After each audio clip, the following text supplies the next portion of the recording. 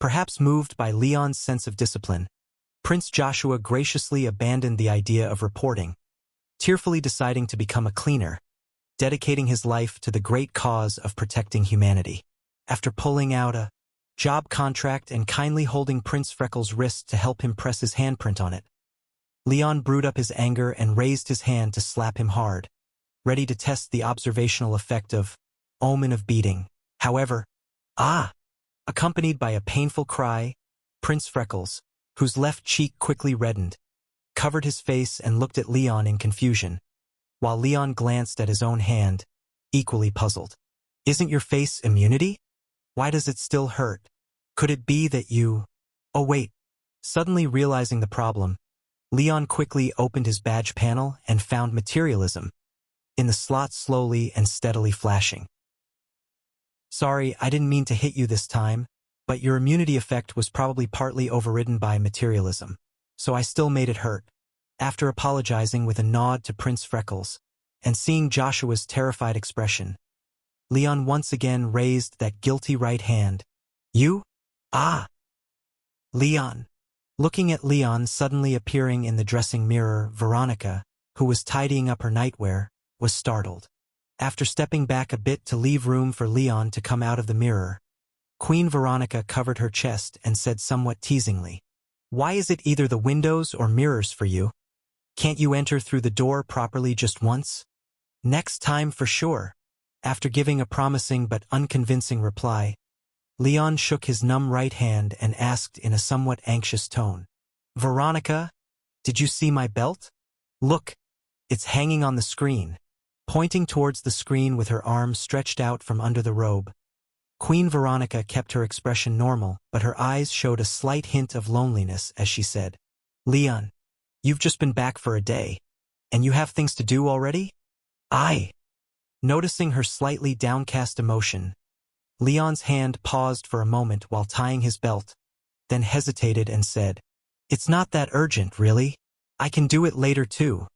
"No, I'm fine." Seeing Leon's hesitation, Veronica walked over to help him straighten his bow tie, then slightly lifted her head to look at him, her eyes soft and speaking gently. "Just like you wouldn't want to disrupt my plans during my busy moments, I also wouldn't want you to delay the things you truly need to do because of considering my feelings.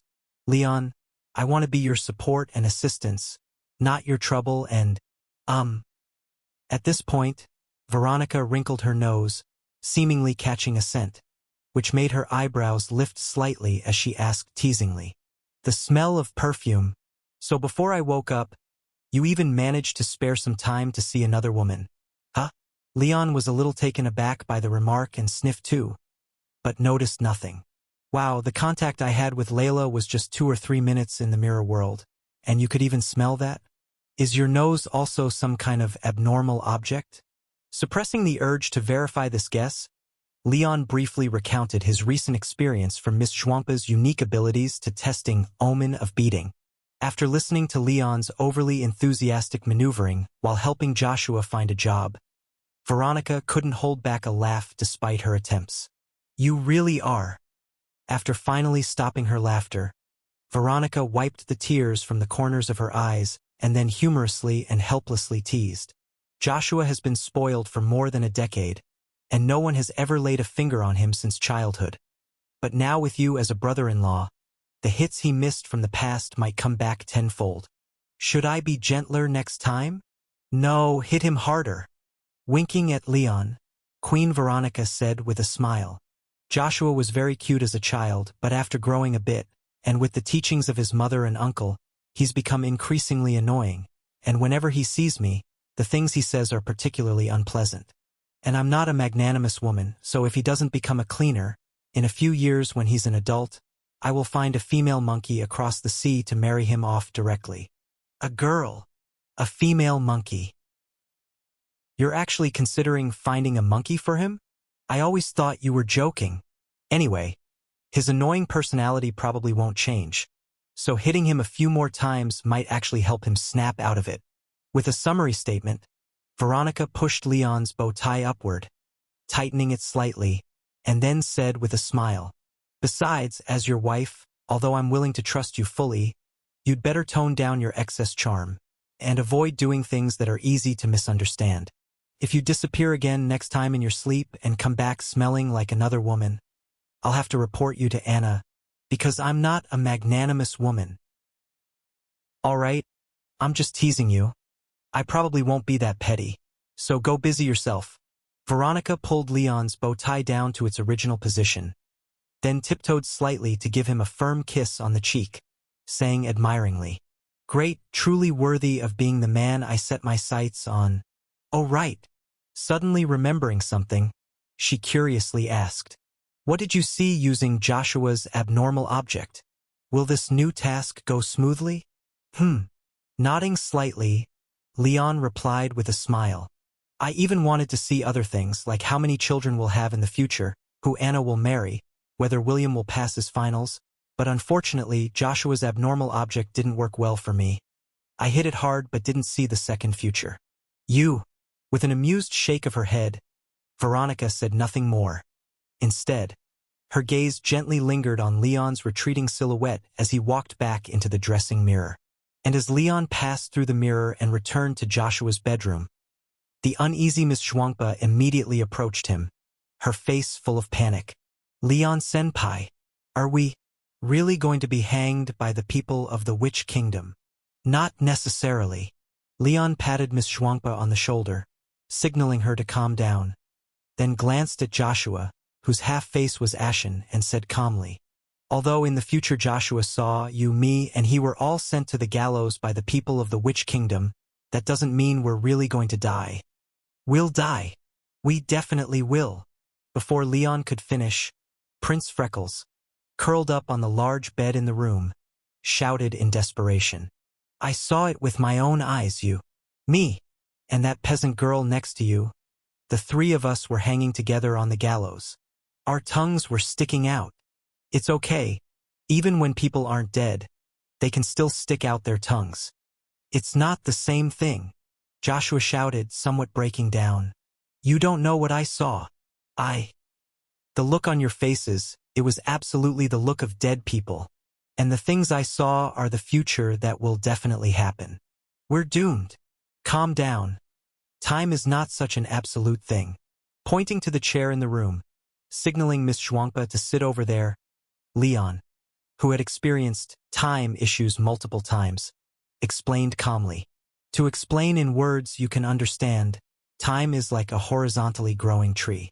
The past time is the relatively fixed trunk, which is mostly a single fixed line. The future is like a lush canopy, extending countless different branches to the future, and the scene you saw is just one branch among countless others, currently the one with the highest probability." "But have you forgotten? You already changed the future once." Leon reminded, "When the former queen secretly linked with the ministers, preparing to pull you in for one more fight. Didn't you see her failure and proactively report her? So we don't need to worry too much about these bad omens. After all, from the moment you jumped out of time and saw part of the future, this future has already changed, and there's a chance it can be altered. It's not the same. It's different this time." Facing Leon's explanation, Prince Freckles, with a severely swollen half-face, shook his head desperately. "I saw it dozens of times. The results were the same every time. Even if I make up my mind and jump from the upstairs to break my leg later, the future I see doesn't change. I'll still be hanged with you. That's because your decision has a very small impact on this future." Feeling a bit annoyed by Joshua's hysterical state, Leon walked over, dragged him off the big bed, and said with a frown, "Just like whether or not you get involved or go to Veronica to report, the former queen's plan was never going to succeed. Your power has too little effect on the result, and when your strength is insufficient, the changes you make have very limited impact on the outcome.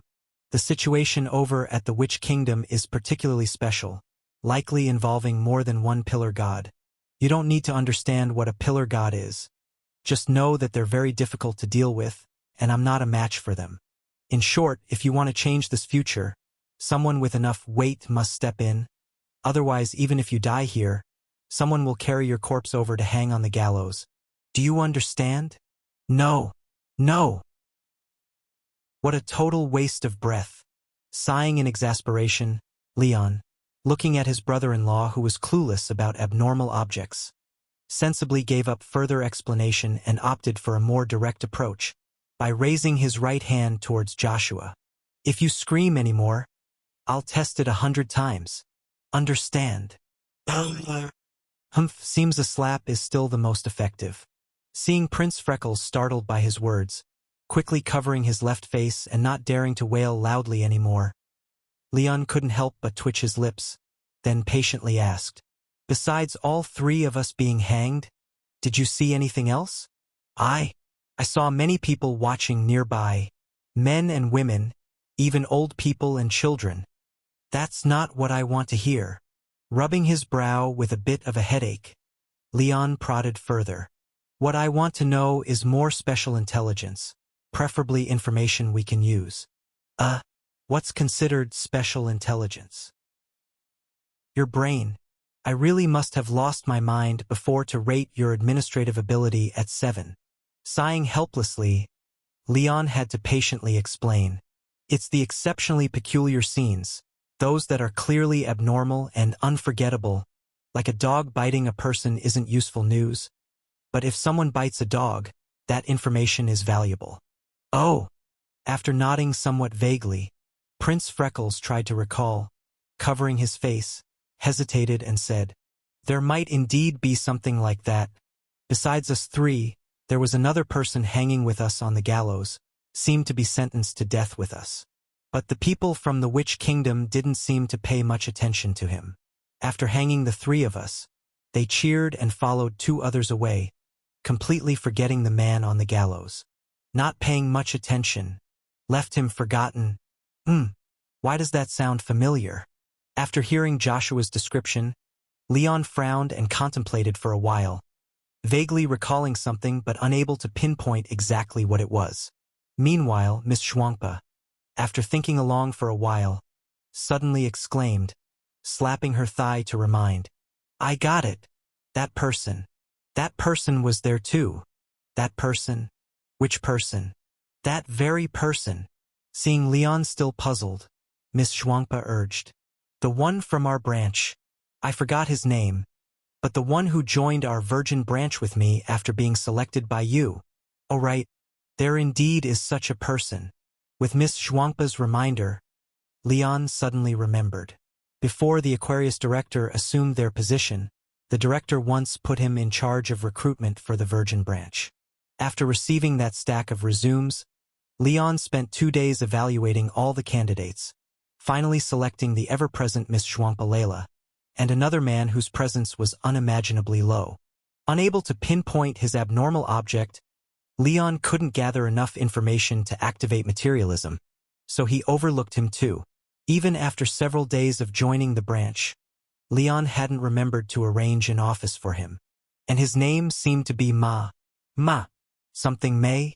Matthew. "My name is Matthew Nodermley." After repeating his name at a leisurely pace, Matthew, who had been called to the director's office, spoke up somewhat sheepishly. "The small room on the right-hand side of the storeroom opposite your office, the one with a staircase occupying half the ceiling, is my office. I usually stay in there and occasionally come out to help with some cleaning. By the way, does the bureau pay salaries every 3 months?"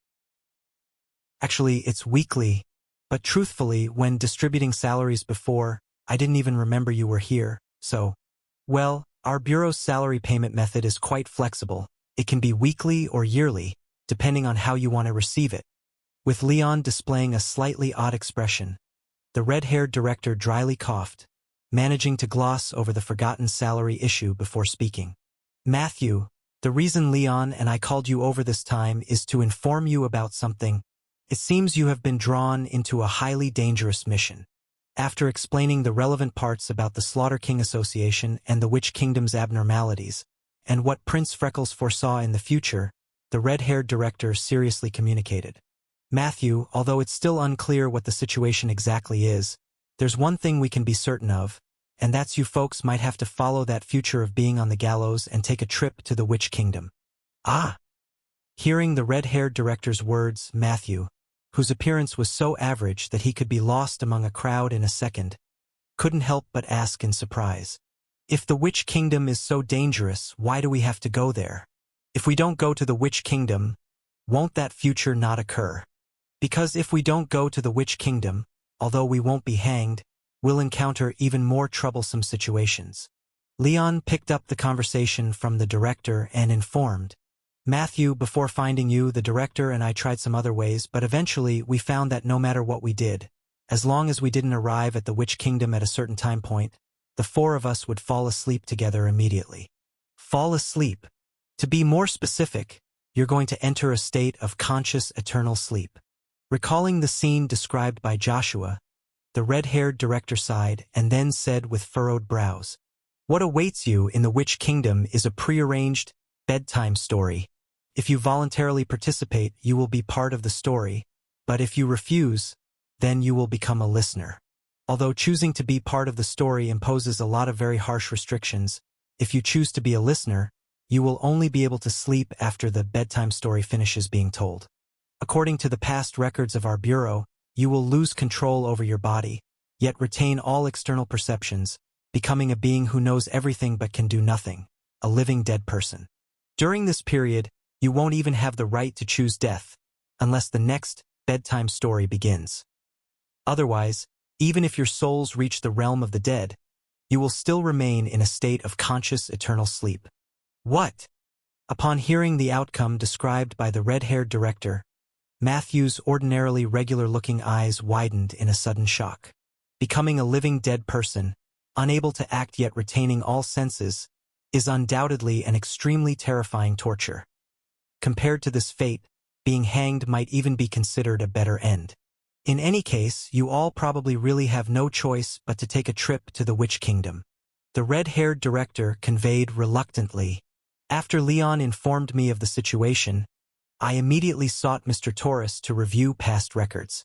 According to the information provided by Mr. Torres, the one taking action on you is an ancient pillar god, so ancient that even the abnormal objects that record its information have decayed. The only thing we can determine now is that its truth name should be Narration of Non-Existence, and our Bureau has no way to countermand its truth. Stories it tells almost inevitably become reality. Wait, almost? Upon hearing this, Leon couldn't help but raise an eyebrow, while the red-haired director, seemingly anticipating his reaction, turned directly to explain. The only exception was the third-generation director, who, when capturing a true god in the heavenly mountain plain, was temporarily dragged into a story by Narration of Non-Existence. But the third-generation director is someone who doesn't sleep and was only half a step away from the pillar god level, thus successfully breaking free from the influence of the bedtime story. In other words, one must have over 69 Leon value points, have half a foot into the door of the pillar god level, and possess abilities conflicting with the truth of Narration of Non-Existence. Otherwise, one is doomed to be unable to defy the stories it narrates. So, if the story of Narration of Non-Existence becomes established, everyone below the pillar god level must be at its mercy, unable to resist at all? This ability is just too outrageous. After hearing the red-haired director's explanation, Leon couldn't help but furrow his brows tighter, pondering increasingly that this ability was absurdly strong. After all, besides the fact that the ability's nature was overpowered, bedtime story could also pierce through the barrier of the Watcher's Palace directly to target oneself, meaning that within the entire cleanup bureau, apart from the Yellow Road director and the 12 chiefs, Narration of Non-Existence could seize anyone it wanted without paying any cost. It's simply outrageous. There must be a cost, even if the situation with bedtime story is special and can directly affect you through Watcher's Palace. The Slaughter King Association must have had to pay something. Additionally, there are probably quite a few limitations within the bedtime story itself. Apart from only one story existing at a time, I suspect it may not even perfectly control the content of the story, so it's not entirely without options. But the current problem is that we know too little about it, almost nothing beyond a name, leaving us with no clue where to begin. Easily perceiving what Leon was thinking, the red-haired director leaned back in the seat, also with an unpleasant expression, and remarked, "The ability of Narration of Non-Existence is far too hidden. If it weren't for Miss Catherine's reminder this time, I might not even have realized the existence of bedtime story until something happened to you in the Witch Kingdom. I even have reason to suspect that the past sudden deaths of geniuses in our bureau were likely targeted by narration of non-existence and disposed of using bedtime story, and we don't even have any records about it. The last record our bureau has concerning narration of non-existence was left by the third-generation director, which was thousands of years ago now, and much of the record carved in stone has eroded away. No one knows its current state. So our only way out right now is to proactively join this a bedtime story and find the key intelligence that can break the situation. After understanding the red-haired director's point, Leon frowned and pondered for a moment, then continued to ask, "Director, once we find the key intelligence, does the Bureau have a way to intervene?" To be honest, the possibility of the Bureau intervening is low, the red-haired director said helplessly. Unlike the authority of the true gods, the truth of the pillar gods is absolute and cannot be weakened by one's own Leon value. The pillar god like narration of non-existence, although it is difficult to impose truth on existences of our level, if we dare to step involuntarily, his truth is just as effective on us Zodiac directors. If we really join the bedtime story, we will also become a part of this story, just retaining a little more special abilities than you and Lyra over there. Moreover, most of us Zodiac directors rely on the support of the Star Palace to have a Leon value equal to the pillar gods. If we leave the range of the Star Palace on our own, we would fall to the level of a big true god like Director Edward and get trapped by the bedtime story, directly buying one get one free. Understanding the unspoken meaning in the red-haired director's words, Leon couldn't help but sigh in his heart. So this task is even harder than the last one in the Northern Kingdom, and we can't rely on the Bureau at all. The only reinforcement I have is that toilet princess who reminded me not to refuse to join the bedtime story. Oh right, I still have to buy the advanced toilet she asked me to bring. Seeing from her plea not to refuse the bedtime story, this person's reliability should not be low. Plus, the ability of the Grand Witch lineage to foresee the future, this advanced toilet might be very important. Keeping the task of buying a toilet firmly in mind and deciding to buy the best toilet later, Leon asked, "Director, Princess Catherine previously said that I should neither go too early nor too late and should go to the Witch Kingdom just right. So when exactly should I go?" "I'm not too sure. There are no records about this in the Bureau." Shaking his head slightly, the red-haired director said a bit uncertainly, "But according to the current intelligence, as long as you don't deliberately refuse, once the bedtime story unfolds, it will proactively invite you to join, so you should only need to wait for some special opportunity to spontaneously prepare to go to the Witch Kingdom. An opportunity to spontaneously go there." Following the red-haired director's words, Leon raised his eyebrows slightly, vaguely guessing what the opportunity referred to. "Has the invite to the provincial ceremony already arrived?" After hearing the report from her lady-in-waiting, Queen Veronica paused her pen, took the letter to read, and couldn't help but frown. The letter from the Witch Kingdom was very detailed, the wording was unusually polite, and the ceremonial ribbons and seals were all present except for one thing, the personal seal of the current Grand Witch. So the message from the ambassador in Mafara was true. The 15 associations in the Witch Kingdom have indeed united, bypassing the recognition of the Grand Witch, preparing to forcibly hold the provincial ceremony to complete the succession of the Grand Witch's position. And with these 15 associations united, although they indeed have the capability to bypass the Grand Witch, the ceremony without the Grand Witch's recognition somewhat lacks legitimacy, so they urgently need recognition from other forces, especially from allied nations. Judging from the wording in the invitation they sent, if we send an envoy with enough weight to support them, there's a high probability of restoring good relations, similar to when Joshua was considered an heir previously. And the situation in the kingdom now is quite similar to these 15 associations in the Witch Kingdom. My accession was indeed too sudden, many allies are observing, and we also desperately need support and recognition. Sending someone there at this time is absolutely a win-win situation. It's just about the choice of candidate. Can't the Prime Minister make time? No.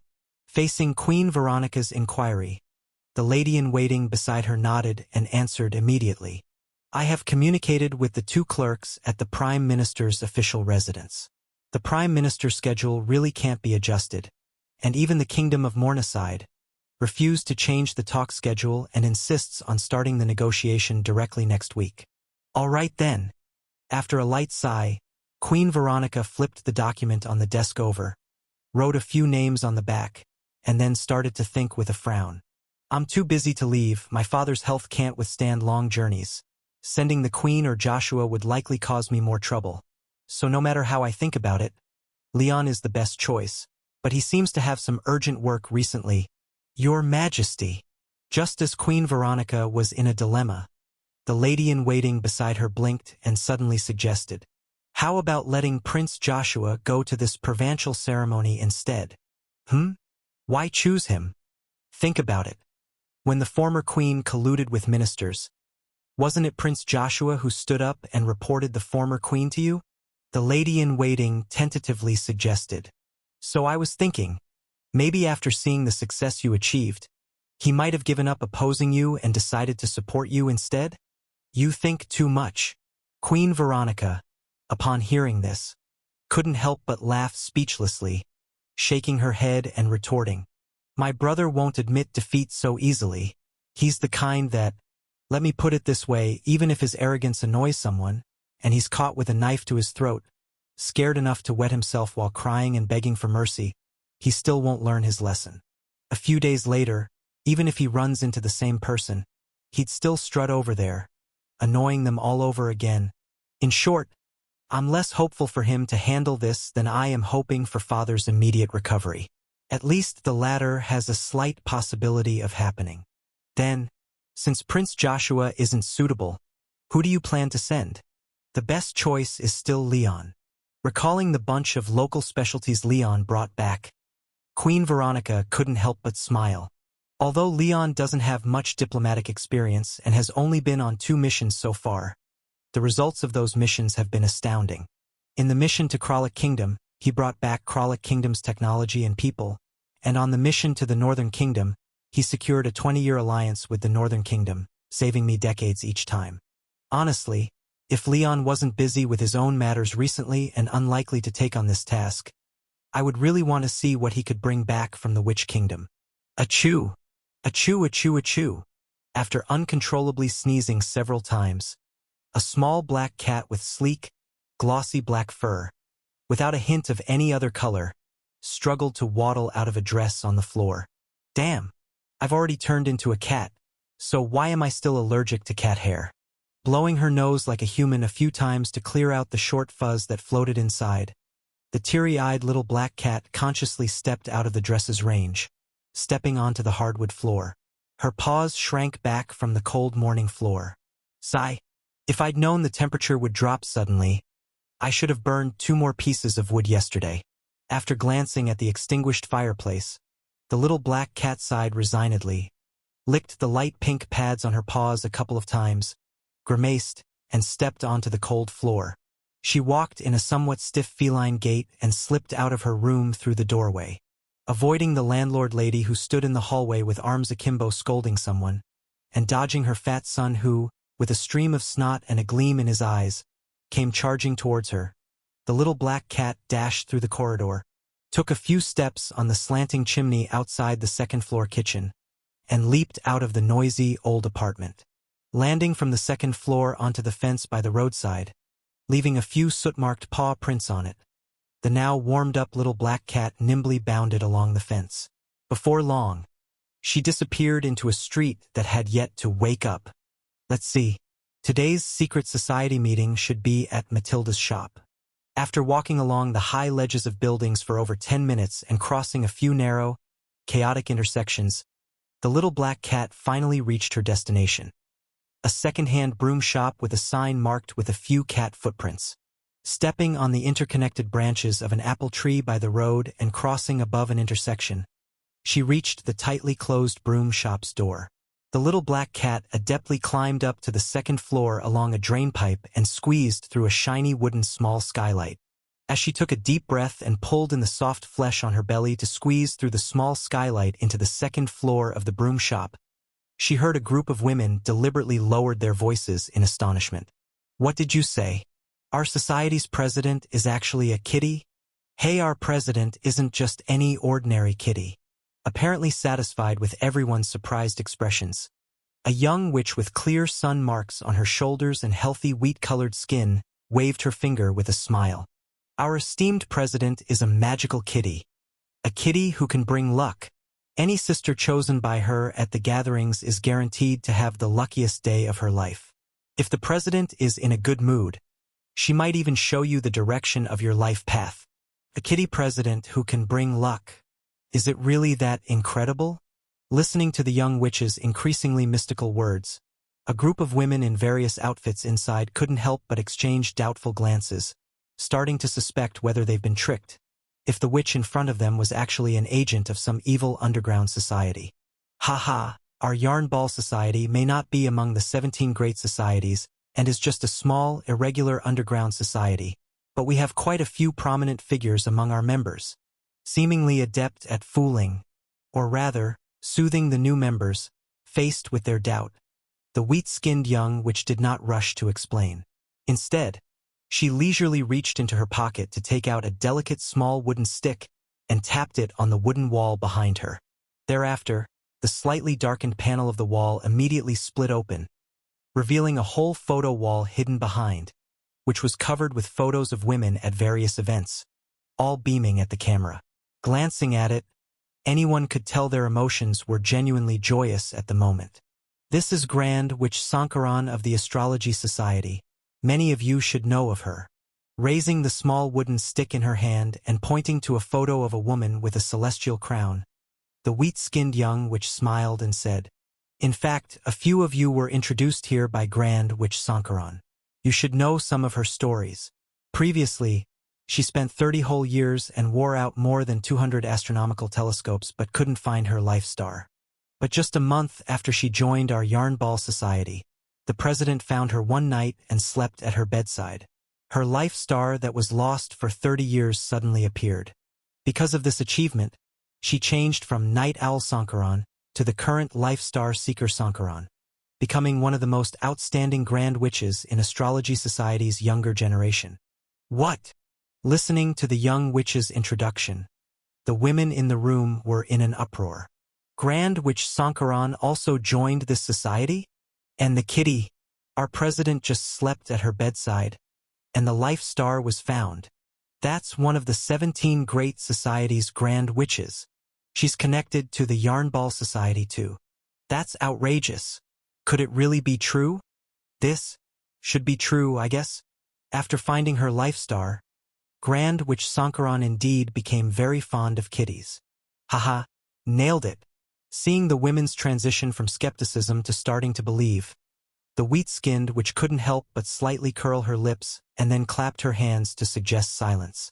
She continued to point the small stick at the honor wall behind her, one by one introducing the outstanding alumni from previous sessions. This is Master Aina of the Spirit Medium Society. Although she hasn't acquired the title of Grand Witch, she's one of the most promising Spirit Medium Masters in the Spirit Medium Society. She once, after joining our Yarn Ball Society, just hugged the president, and the next day, she successfully found her true spirit. This is from the Dance of Nuwa Society. Grand Witch, in the past. Now, the president once dipped her foot in her water cup. She avoided the disaster of losing both legs due to an injury. Diviner Society. She didn't believe at first, joined just because she likes kitties. But when the president knocked her crystal ball onto the ground, the cracks that appeared coincidentally solved the answers she's yearned to find for years. Silver Philosopher Society. Single for 38 years and 9 months. Just took the president out for a day, and 12 young, handsome, and talented men voluntarily asked for her address. Good fortune, avoiding disaster, seeking answers, relationships. Is this Yarn Ball Society really this magical? Listening to example after vivid example, and confirming many as true based on her own knowledge, the breathing within the broom shop suddenly became rapid. If I could truly be chosen by the kitty president, even if I'm not as lucky as those sisters listed above to attain life-changing luck, Even gaining half the benefits would be more than enough. Even just meeting a good man would be swell. Everyone, let's conclude our introduction of other members here. And now what I'm going to talk about is how to gain the president's recognition after this gathering. After glancing at the eyes full of desire, knowing the timing was right, the pyramid scheme's instructor, Ahem, the witch responsible for induction speeches, smiled and then tapped the small stick again on the honor wall, switching from those promotional photos to a man's picture. This man is named Leon Lane, and he should arrive at the Grand Witch Court within a week. After poking Leon's nose with the small stick a few times, the wheat-skinned witch solemnly announced, "Whoever finds this man first will receive a reward from the kitty president." Nicely done. Watching the fanatical crowd leave the broom shop and disperse down the street, the black cat lying on the floor couldn't help but give the multi-level marketing witch a thumbs up in its mind.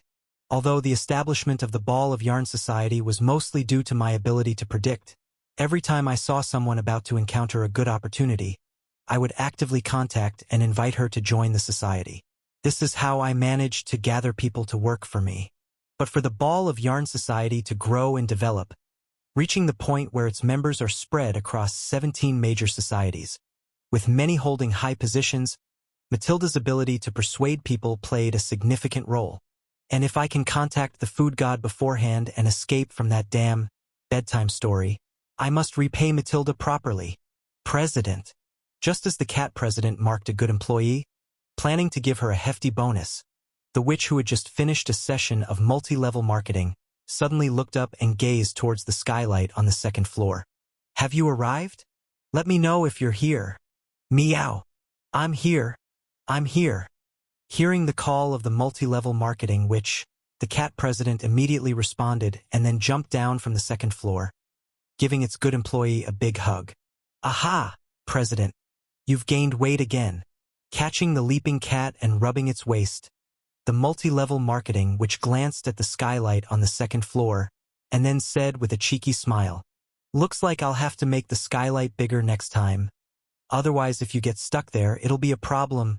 By the way, what have you been eating lately? Why is your waist a little thicker than last time?" "Meow meow. No way. Meow meow meow meow. It's just a normal fluctuation in body size." Okay, if you say so." Seemingly understanding cat language, the golden-skinned multi-level marketing, which cheerfully accepted the cat president's explanation and gazed expectantly at the little black cat in her hands. "Have you checked for me? What's the situation with tomorrow afternoon's flying ball game? Which of the top, middle, or bottom goals will they primarily attack?" "Meow. Top. Meow meow. Three-man mobile attack. We're destined to win." Noting down the strategy revealed by the black cat about the enemy team's tactics for tomorrow, the multi-level marketing which placed the cat president on a nearby table and excitedly exclaimed, "I'll get someone to train right away. Let's aim to score 30 goals against them tomorrow." "Meow. Wait a minute." Seeing her best employee about to leave, the cat president quickly reached out a paw to stop her, then meowed several times urgently. After listening to the cat president's words, the multi-level marketing which paused for a moment, then asked in surprise, "Is that man named Leon so important? If we can't find him, the Ball of Yarn Society might be finished? And you'd lose your life too? Is it that dangerous?" "Meow meow meow meow. Even more dangerous than you think. And if he doesn't work out, this might be the last time we see each other today. Has it really come to this?" Hearing the details relayed by the cat president, the multi-level marketing which wrinkled her brow, then tentatively suggested, "Kai, President, have you tried contacting the cleanup bureau? The Pisces branch is just 2 streets away. Would you like to?" "Meow meow, it's useless." With a rather human-like sigh, the black cat meowed helplessly, indicating that this time it was different. If the Pisces branch got involved without knowing the situation, they might not even be able to save themselves, let alone help. Not even able to save themselves. After hearing the cat's words, the multi-level marketing witch, who had some dealings with the cleanup bureau, asked confusedly, "How can that be? The people at the cleanup bureau are very strong, And the Pisces branch is one of the 12 zodiac branch offices. They could hardly be. The ground beneath them trembled slightly, and both the person and the cat seemed to realize something, hastily rushing to the window of the broom shop. To their shock, the building belonging to the Pisces branch 2 streets away began to tremble. Suddenly rose up, sprouted 2 thick human legs, and under the dazed gaze of onlookers, started striding away from the city. The Pisces branch has retreated. Watching the scene refracted by the celestial globe mirror, the red-haired director couldn't help rubbing her temples, then looked up at Leon with worry. I previously thought that the true goal of the Slaughter King Association might be to deal with the Pisces branch and to kill the bloodline of the Great Witch King. You might just have been dragged into it and not necessarily the main target. But when that vile woman from the Pisces branch withdrew, the narration of non-existence didn't make any attempts to stop it, nor did it activate the bedtime story to exert influence, essentially letting them run free. So if I'm not mistaken, you are probably the main target of the Slaughter King Association this time, and your priority might even be higher than killing the Princess of the Kingdom. You are really in danger this time. Hearing the red-haired director's analysis, Leon, who was familiar with his own luck and had never held any illusion of fortuitous survival, nodded and thoughtfully said, "Director, the Slaughter King Association has already openly opposed us. So if they had the ability to eliminate the Pisces branch along with me, they wouldn't miss the opportunity. But narration of non-existence didn't interfere with the Pisces branch, just allowed them to completely evacuate and didn't touch any of their cleaners. So could there be some limitation on its bedtime story? Perhaps because it's a warm and soothing bedtime story, it can't be too bloody or violent, can't cause a lot of character deaths, or maybe due to its ability limitations, the combined total Leon value of those added to the story can't be too high. Wow. As expected of a descendant of the East Carlewin Kingdom, even in such dire circumstances, you can maintain your composure and analyze the enemy's weakness. Your bloodline indeed carries extraordinary courage." Glancing appreciatively at the calm Leon, the red-haired director felt her worries lessen and continued to analyze. "You may be right, it could even be both. After all, such a powerful ability cannot be without limitations. And, As she spoke, the red-haired director seemed to sense something, frowned at Leon, who also suddenly felt his body become heavy, and nearly all his strength vanished in that instant. Well, it seems the power brought by the contamination value wasn't entirely stripped away, but rather forcibly reduced to normal human levels. Slightly clenching his fists, feeling out his physical state, Leon intended to discuss his current condition with the red-haired director, but then he felt an itch in his ear canal, and a low, magnetic male baritone weirdly drilled into his eardrum. Upon learning that the Great Witch King was nearing his death from old age, the Lionheart Prince about to embark couldn't help but reveal an evil smile. "The Witch Kingdom will soon be mine. So, in this bedtime story, am I the villain? Playing along with the evil Prince Lionheart in the story." Leon couldn't help but touch his own face with that possessive, mischievous smile, and then he tried smiling again in the mirror in the director's office. Hey hey hey. In the stereotypical villain laughter of children's literature, what appeared in the mirror was a face full of evil, cunning, insidious, despicable, and other negative traits with even a bit of a lecherous look. "Damn, my image is completely ruined." He tried correcting it twice in the mirror, but no matter how he twisted the muscles of his face, it always appeared as that sinister pervert face. Leon couldn't help but twitch the corner of his mouth slightly, then turned his head and cast a lecherous glance at the red-haired director beside him.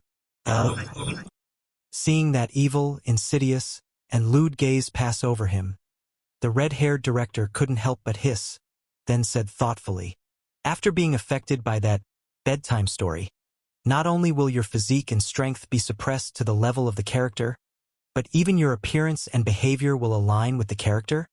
Right. Upon hearing the red-haired director's speculation, Leon's eyes immediately lit up with a lustful glow as he replied with a playful laugh. "You guessed it.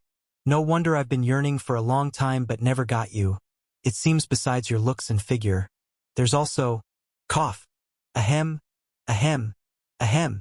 Eva, lifting a hand to choke his own throat. He barely stopped the dirty words from slipping out.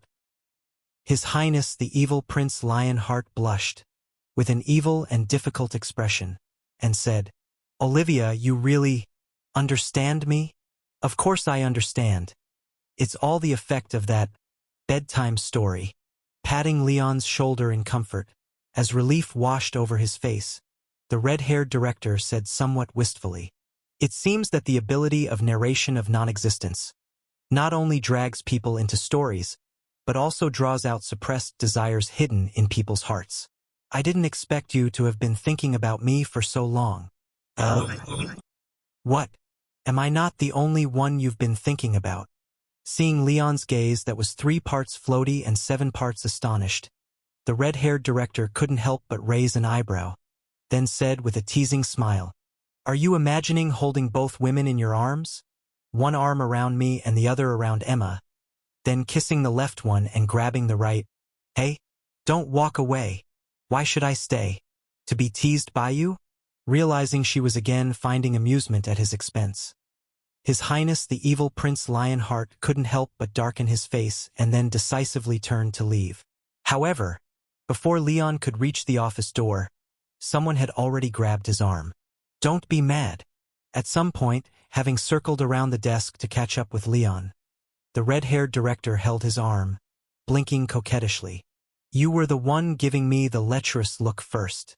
I just couldn't resist teasing you a bit because the atmosphere was so good. Why are you mad and walking away? I have my reasons, okay? If it wasn't for the bedtime story, I definitely wouldn't look at you like that, but you're definitely doing this just for fun. All right, I won't tease you anymore. Is that okay?" Blinking regretfully, the red-haired director cleared her throat with a serious expression and said, "Leon, when I grabbed you just now, I also checked your physical condition a bit. Under the influence of the bedtime story, your strength, stamina, and reaction speed have all decreased significantly to the level of an ordinary person." "Humph, of course, the prince, know that." Seeing Leon respond arrogantly while his ears turned a bit red with embarrassment, the red-haired director couldn't help but hiss and barely restrained the urge to tease again, continuing with a serious analysis. "Additionally, regarding the situation with abnormal objects, you'd better test those abnormal objects in your possession. I have a feeling that those exceeding your character's level may no longer be usable." "What?" Leon was a bit startled to hear this, and he immediately touched his cuff to summon the Young Ha in the mirror world. Thankfully, although Young Ha is also considered an abnormal object to some extent, its ability to traverse the mirror world and reality should be considered a racial talent of its own, so it hasn't been restricted.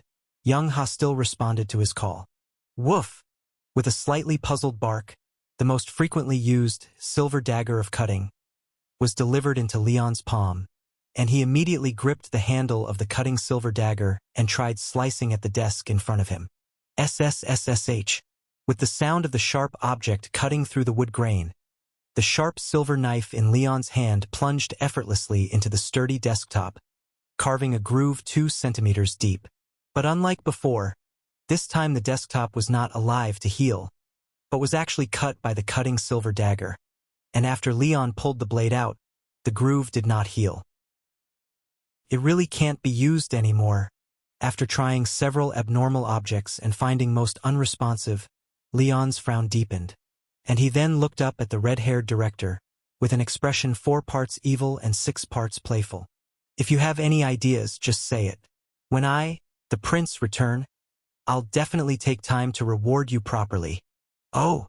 Faced with Leon's teasing invitation again, the red-haired director's eyebrows arched slightly, and she wrapped her arm in his, teasing with a seductive look.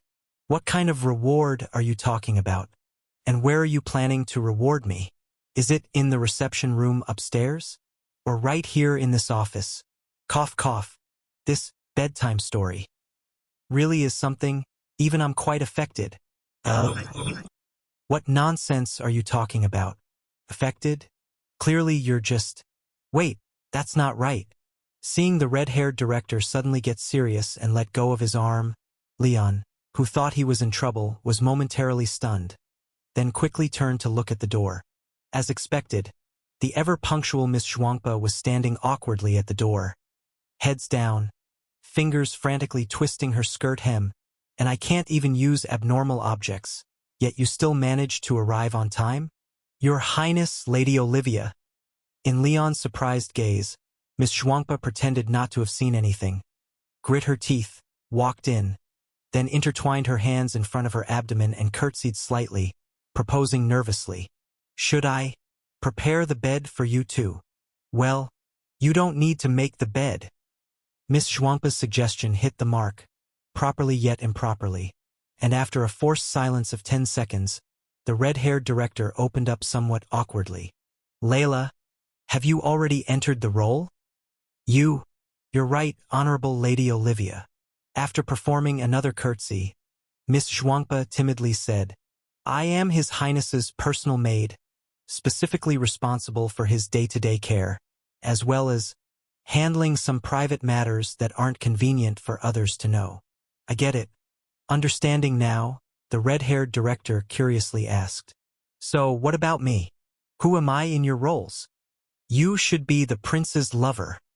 Cough, cough, cough. With 2 fierce coughs, Leon drowned out Miss Zhuangpa's response and loudly said, "There's nothing for you to do here anymore. Go find whoever for me. I have some orders to give him." "Okay." Upon hearing Lionheart Prince's orders, the little maid quickly curtsied and then retreated out of the director's office, knocking on the opposite office door. Meanwhile, Leon, under the teasing gaze of the red-haired director, turned red and tried to explain desperately. "All of this is nonsense. While it's true that there's a bit of something between us, or there's not much of anything, maybe a bit, darn it." No matter how hard he tried, he couldn't say anything against his character setting. So Leon took a deep breath, resignedly shut his mouth, and forcibly ignored the red-haired director's smiling eyes. At that moment, the door of the opposite office was also knocked open by Miss Zhuangpa. A sleepy-eyed Matthew with a hat askew, clutching a mop handle, skillfully came behind Leon and stood there, leaning on the mop handle and dozing off. "No need to explain, your character must be a lazy guard." Making a gesture that Layla didn't need to explain, Leon looked at his daydreaming escort behind him who was even blowing a big snot bubble asleep, and couldn't help but rub his brow. A villainous noble antagonist, a timid maid, a slack attendant at work, and a pretty foxy-faced lover? It seems this bedtime story is strictly just before bed and has a hint of Disney. By the way, what about Joshua? What's his role? No. It's bad. Like a fairy tale produced by Disney. Just as Leon was thinking about Prince Freckles in his mind, Joshua's shout actually echoed in the hallway. And when the chaotic footsteps crossed the corridor, reaching the director's office door, the panicked Prince Freckles, gasping for breath, said, I just, F. For reasons unknown, when he saw Leon, Joshua's face suddenly flushed, and he bit his lower lip hard, like a tire deflating F for a long time, until his face was pig liver red, unable to utter the rest of the sentence. Meanwhile, seemingly some odd switch flipped, Leon's anger sprang forth.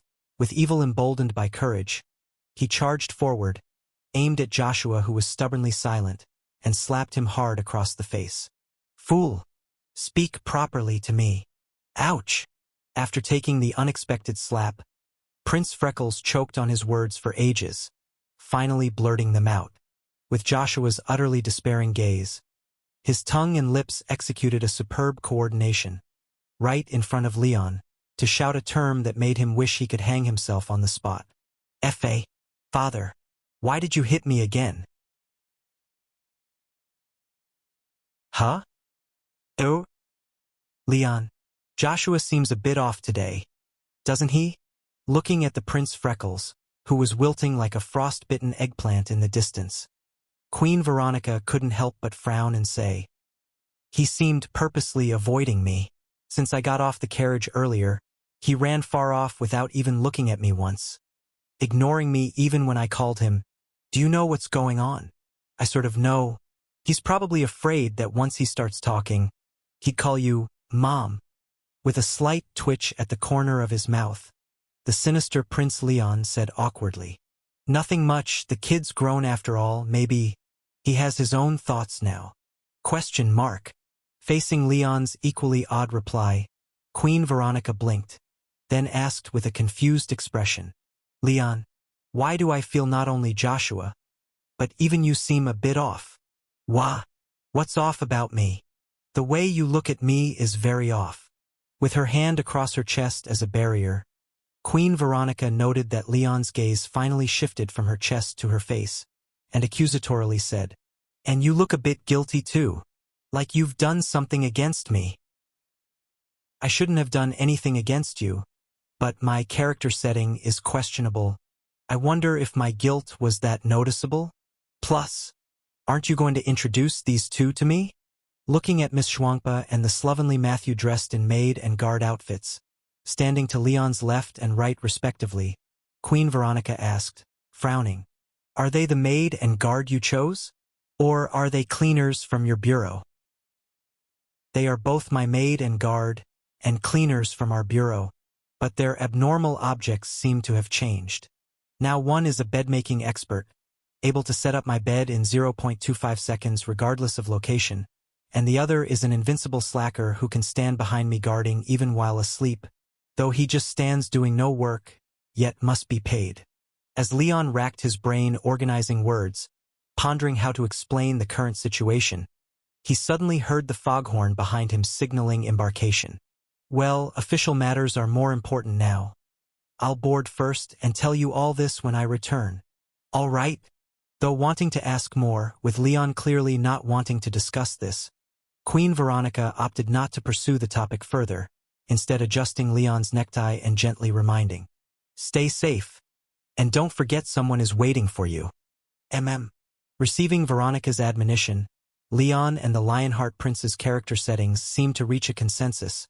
With a gentle kiss on Veronica's cheek, Prince Leon momentarily restrained his sinister looks and softly promised, "Relax, for you and Joshua. I'll definitely seize the Witch Kingdom." "Huh?" Hiss.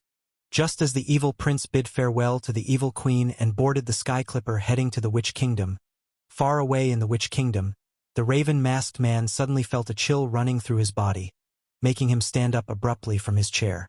The abrupt movement of the raven-masked man startled everyone in the room. They cast puzzled glances towards him, and the priest who was explaining the ritual ceremony instinctively stopped speaking, somewhat puzzled, and said, "Your Highness." However, at this moment, the raven-masked man didn't pay any heed to the middle-aged priest's inquiry. He instinctively looked in a certain direction, and a hint of fear unconsciously arose in his crystal-clear eyes. "He's here. He's really here. That damned god of food. Can't he just stay at home obediently? Why does he have to come wherever I am? He's not targeting me, is he? What's wrong with your Highness?" Noticing the unusual expression of the raven-masked man, as if he was subtly fearing something, the middle-aged priest's expression slightly changed. He hurried over to check on the Princess Catherine. However, before he could get close, the recently unsettled Princess Catherine calmed down again. She motioned with her hand that she was fine, gently grasped her skirt's hem and made a slight bow to everyone, apologetically explaining, "I'm sorry. I just suddenly remembered something, and my reaction was a bit exaggerated. My apologies, Priest Victor. Please continue." "All right then." Although feeling that the Princess Catherine's earlier behavior didn't seem like she remembered something important, but rather was frightened by something, since the princess herself had already given an explanation, the middle-aged priest had to suppress the questions in his heart and returned to the center of the hall, continuing to speak. "Everyone, according to the current responses, there will be emissaries from 8 kingdoms attending the ceremony of Princess Catherine inheriting the title of the Great Witch King. This will undoubtedly be a daunting challenge for us in the Witch Kingdom." As the middle-aged priest resumed his lecture, the Princess Catherine, now seated back in her chair, couldn't help but let out a small sigh of relief, then reached up to adjust the mask on her face. That was close to being exposed. "Why am I playing the role of this princess? Where is that woman, the Black Cat? It seems more fitting for her to play this fake princess. She hasn't stirred at all. Just as Dongya grumbled in his heart, the snake-shaped pendant on his or her earring swayed slightly, and a familiar hoarse voice murmured into their ear. Since receiving that hat from the Supreme at the last meeting, the Black Cat has completely severed ties with the associates. No matter how I call, there is no response, and even the law book cannot connect with her. So now, without Black Cat, I have no choice but to play the role of the princess? Understanding why he had become the fake princess through the white snake's explanation, the raven-masked man begrudgingly crossed his legs, sitting in a ladylike position to maintain Princess Catherine's persona, then muttered displeasedly, "So where's Black Cat? I can't act like a woman. Hurry and get her back to swap identities with me." "That won't be possible." The white snake-shaped pendant swayed, and the white snake's firm voice rejected the notion. The Supreme's ability cannot be undone. Once the bedtime story begins, all roles in the story cannot be changed, and everything only halts when the story ends. Also, it's best not to wait for Black Cat anymore. If my guess is correct, Black Cat likely has issues. She might have already betrayed us, or maybe she wasn't even one of us to begin with. Ha! Hearing the white snake's judgment, the raven-masked man was stunned, touching the pendant on their ear, asking urgently with rapid-fire questions. "Black Cat a traitor? How do you know? Wasn't she able to respond to the law book? How could she be a traitor?" The ability to connect with the 10 Tribes law book isn't exclusive to those of us whose names are inscribed. The Great Court 10 clans can do it as well, and apart from the Earth, Sea, and Sky clans, the Grand Priest lineage of the Witch Kingdom can accomplish this too. At this point, the voice from the white snake pendant became slightly colder. The initial Black Cat was likely the real Black Cat. The name on the law book couldn't have been faked, but the Black Cat afterwards is dubious. She probably was replaced early on. The real Princess Catherine, whom we couldn't find despite our efforts, most likely had contact with the real Black Cat, managed to kill her, and through the connection between the Great Court 10 clans and the law book, secretly took over Black Cat's identity, successfully infiltrating us. What? Upon hearing this explosive news, the raven-masked man was taken aback, instinctively covering their delicate lips with a gloved hand, eyes wide with astonishment as they asked, "Does that mean all our previous plans are known to her?" Then "It's not as bad as that," the white snake answered with an indifferent tone. "Even if she managed to replace the real Black Cat and bypass the lawbook as scrutiny to infiltrate our gatherings, she must still abide by the lawbook's contract, and absolutely cannot reveal our identities and plans. Currently, the biggest threat of her infiltration is merely that our actions in the Witch Kingdom keep facing obstacles without finding the princess's whereabouts. But with the Supreme acting this time, whether she's the fake Black Cat or the real princess, as long as she's within the scope of the bedtime story, she'll inevitably become a dead cat. Alright then, at least it sounds reassuring." Listening to White Snake's confident assurance, Princess Catherine couldn't help but lick her lips, slightly uncertainly asking, "By the way, this bedtime story you mentioned, can it really kill both the god of food and the Black Cat together? What if?" "There won't be any what if." Cutting off Dongya's skeptical inquiry, the white snake confidently replied, "Though the Supreme's ability is highly limited and the cost extraordinarily high, used less than 10 times to date, as long as the bedtime story can successfully unfold, there's no escape for those within the story." For some reason, I feel like I've heard these words somewhere before. Listening to the white snake's earnest reply, Princess Catherine furrowed her brows in deep thought for a moment, and then suddenly realized, clapping her palm as she finally recalled where she had heard similar words. She remembered when the food god first arrived in the Northern Kingdom, the Snow Wolf had confidently promised her that he could definitely bluff the food god, and 100% wouldn't let him disrupt things. But within 2 hours, the food god saw through his deception and directly stormed into the subterranean Heat River. Later, when the food god discovered the Snow Wolf's handiwork left in Rihi City, the Snow Wolf again assured her, unless he killed all the living people in Rihi City, there was absolutely no stopping him. However, the food god directly summoned the Nightmare River, effectively eliminating everyone in Rihi City. Ultimately, the Snow Wolf gritted his teeth and told her, as long as they could destroy the sea of pure stone, releasing the earth sapwood within, the food god was absolutely doomed. The earth sapwood were crushed miserably, barely managing to save their entire clan by promising to act as dogs for the cleanup bureau. As for the Snow Wolf, just as confident as the White Snake, let's just say he died in an exceptionally smooth manner. The food god swallowed him whole with just one bite, not even giving him the chance to leave a dying message. So, why do I feel like things might end disastrously again this time? The raven-masked man, feeling as if the word death was written all over his face while reflecting in the hall window, couldn't help but reach up to touch his earring, then tentatively suggested, "Why don't we hold off on the plan for now?" Oh. Amid the puzzled silence of the White Snake earring, the raven-masked man, his inner alarm bells ringing chaotically, proposed somewhat sheepishly, "White Snake, if the food god wasn't involved, I'd be more willing to go through with this, but now, I just feel a bit uneasy." "What the hell are you talking about? The story is already being told.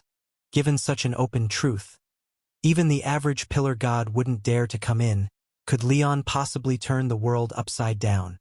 Seeing that even at this point, Raven still wanted to back off, the White Snake earring angrily shook twice strongly, then mocked with a cold, sarcastic tone. "Raven, are you telling me you're afraid of Leon?" "A little." "No, did you really just admit that? When you returned after being promoted to Pillar God, you said you wanted to challenge him again. This already done deed, and you're trying to take another step back on it?" Having been thrown off by the raven-masked man's honesty, the White Snake remained silent for more than half a minute, then reluctantly steadied his agitated emotions and continued to try and dissuade. "Raven, that great being's ability isn't that easily deployed, like this large-scale bedtime story, which will consume several centuries of his accumulation, and afterwards, he still has to fall into slumber with those who listened, until the opponent's soul is completely worn out and obliterated. The upfront and back-end cost combined is unbelievably enormous. To take down a few short-lived humans, it would deplete almost a millennium of time from a pillar god. If you withdraw now, that great being's sacrifice would all be for nothing."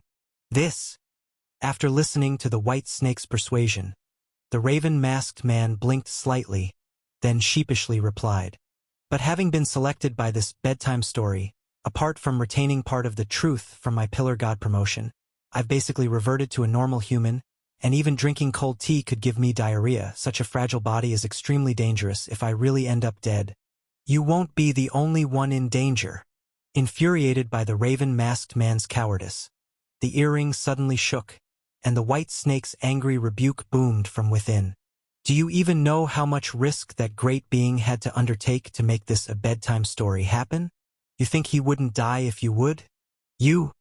At this point, knowing he misspoke, the White Snake paused momentarily, then awkwardly shifted the topic. "Anyway, if you want to back out, just do it. Though you haven't gained the approval of those great beings yet, you are indeed no longer just an ordinary member. I really don't have the authority to forcibly command you. But I swear, if you truly choose to withdraw, betraying that great being's sacrifice, I absolutely will." The harsh words had just been spoken halfway when the White Snake's voice was slightly interrupted, as if the signal was poor, causing some static, and shortly after, another magnetic, gender-indistinguishable gentle voice replaced the White Snake in the conversation. "Raven, I rescued the White Snake from the hands of the cleanup bureau. He has always respected me. So his reaction just now was a bit impulsive. You don't need to take his words to heart." After mediating with a few words, the new voice, gentle and magnetic, introduced itself. "I am the narrator of this bedtime story, the pillar god with the truth of narration of non-existence, and one of the founders of the Slaughter King Association." Upon hearing the gentle voice, Princess Catherine involuntarily shivered slightly, her expression immediately turning solemn. Before being discovered by the Aquarius director of this generation in the cleanup bureau, the Slaughter King Association's ways were always extremely secretive, wearing masks during gatherings, even among official members, few knew each other's identities. As for those few pillar gods who founded the Slaughter King Association, they were even more secretive, or perhaps not deliberately hiding. Before humans first descended, before the great Court 10 clans split apart, when the present world was even older and more ancient, the names of those ancient pillar gods must have once echoed throughout the world. But as each race was born and then destroyed, as each true god emerged and then vanished, as each plane shattered and then reformed, the true names and histories of these ancient pillar gods have gradually faded into obscurity with the passing time, becoming unknown to most. Even though she has now become a pillar god herself, possessing truly eternal life, in front of these ancient pillar gods, whose age is unfathomable, she still remains an extraordinarily young child. Maintaining respect is the proper etiquette. Lord. After greeting politely, the raven-masked man hesitated briefly before admitting, somewhat shamefully, "My truth name is somewhat special. It's specifically related to evading disaster, and just now I vaguely sense something very dangerous approaching, so—" I understand. Responding gently, narration of non-existence. S voice was somewhat ethereal. When I had just become a pillar god, mastering my own truth, I was actually much like you, overly sensitive and obsessed with truth. When you're not yet accustomed to truth, receiving an omen from your disaster-evading truth warning you, it's only natural to instinctively want to back off. It's not cowardice or retreat, but an uncontrollable instinct. Standing from Raven's perspective, making a few sentences in his defense, the gender-indistinguishable voice said with great interest, "Besides, the human who makes you feel scared seems indeed a bit special. There are some... Let me put it this way, if this bedtime story wasn't being told by me, I might even think he is the protagonist of this story." He is the protagonist? After listening to the description of the narration of non-existence, the raven-masked man, transformed as Princess Catherine, couldn't help but subconsciously lower his head to glance at his lace camisole and silk corset, and deeper down, the fake breasts made from 2 handfuls of chest hair. If he's the protagonist, then what am I? A clown meant to entertain? In any case, the feeling that he's dangerous is not actually out of timidity, but a proof that you're close enough to the truth. The gender-indistinguishable voice spoke with a hint of emotion, unaware of what exactly was going on in the raven-masked man's mind. Compared to others who have joined the bedtime story, he is like an actor born too handsome. Even though I haven't allocated much of a role and scenes for him, as long as his character appears, he'll naturally attract the attention of most people. And the last time I saw a human with such a heavy role was the 3rd director of the Cleanup Bureau. It was correct for you to report in time. Humans that special, if not eliminated early, we might have to continue lurking for hundreds or thousands of years. So, there's a real possibility that the food god might become the 2nd, 3rd director? Upon hearing the narration of non-existence's judgment, the white snake listening on the side couldn't help but be shocked, while the raven-masked man couldn't help but ask, "I think I understand, but what exactly do you mean by role? Can you explain it more clearly?" Of course. Unlike the white snake, who often has their nose out of shape and eyes out of focus, when facing the newly appointed, inexperienced pillar god like the raven, the attitude of the narration of non-existence was extremely gentle, and he responded softly, "The truth I possess is called the narration of non-existence. As long as the cost is sufficient, then within the range of truth I recognize, the entire world can be a fictional story."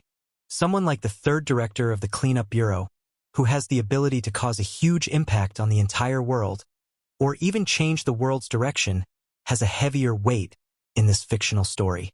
Moreover, to drag such an existence into my story requires paying an equal or even higher cost, so not only you and the white snake actually... My lord! At this moment, the earring on the raven-masked man's ear suddenly shook, and the usually silent white snake couldn't help but interject for the first time. "You don't have to tell him everything. This matter is very important, and we need to leverage Raven's power, so we shouldn't hide anything from him." In the midst of the white snake's anxious earring shaking, the gender-indistinguishable voice continued to speak calmly. "Raven, aside from you and the white snake, I have also entered the bedtime story. so don't feel it's unfair. The risks we take together are actually quite similar. Upon hearing the situation revealed by the narration of non-existence, the raven-masked man was momentarily stunned, following which he incredulously asked, "But, aren't you a pillar god? With the Cleanup Bureau's Watcher's Palace? How did you?" "The Watcher's Palace blocks powers exceeding the true god's limits, and right now I'm just a fragile human, who might die from falling off a slightly higher step, so it naturally doesn't have any reaction to me." After explaining how he was able to circumvent the Watcher's Palace, the narration of non-existence continued speaking. "To be frank with you, whether my bedtime story can be established is greatly related to the role of the host.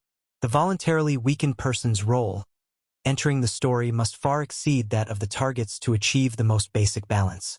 And to lock onto the food god of the Cleanup Bureau, forcefully eliminating all his powers and bringing him within my truth range, our efforts this time are extraordinarily heavy.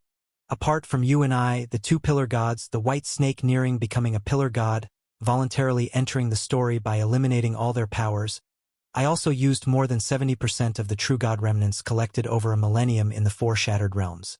But if you choose to back out now, then all these preparations would be for nothing, not only losing the hundreds of years of accumulation, but also requiring an unknown amount of ages to replenish the voluntarily eliminated powers.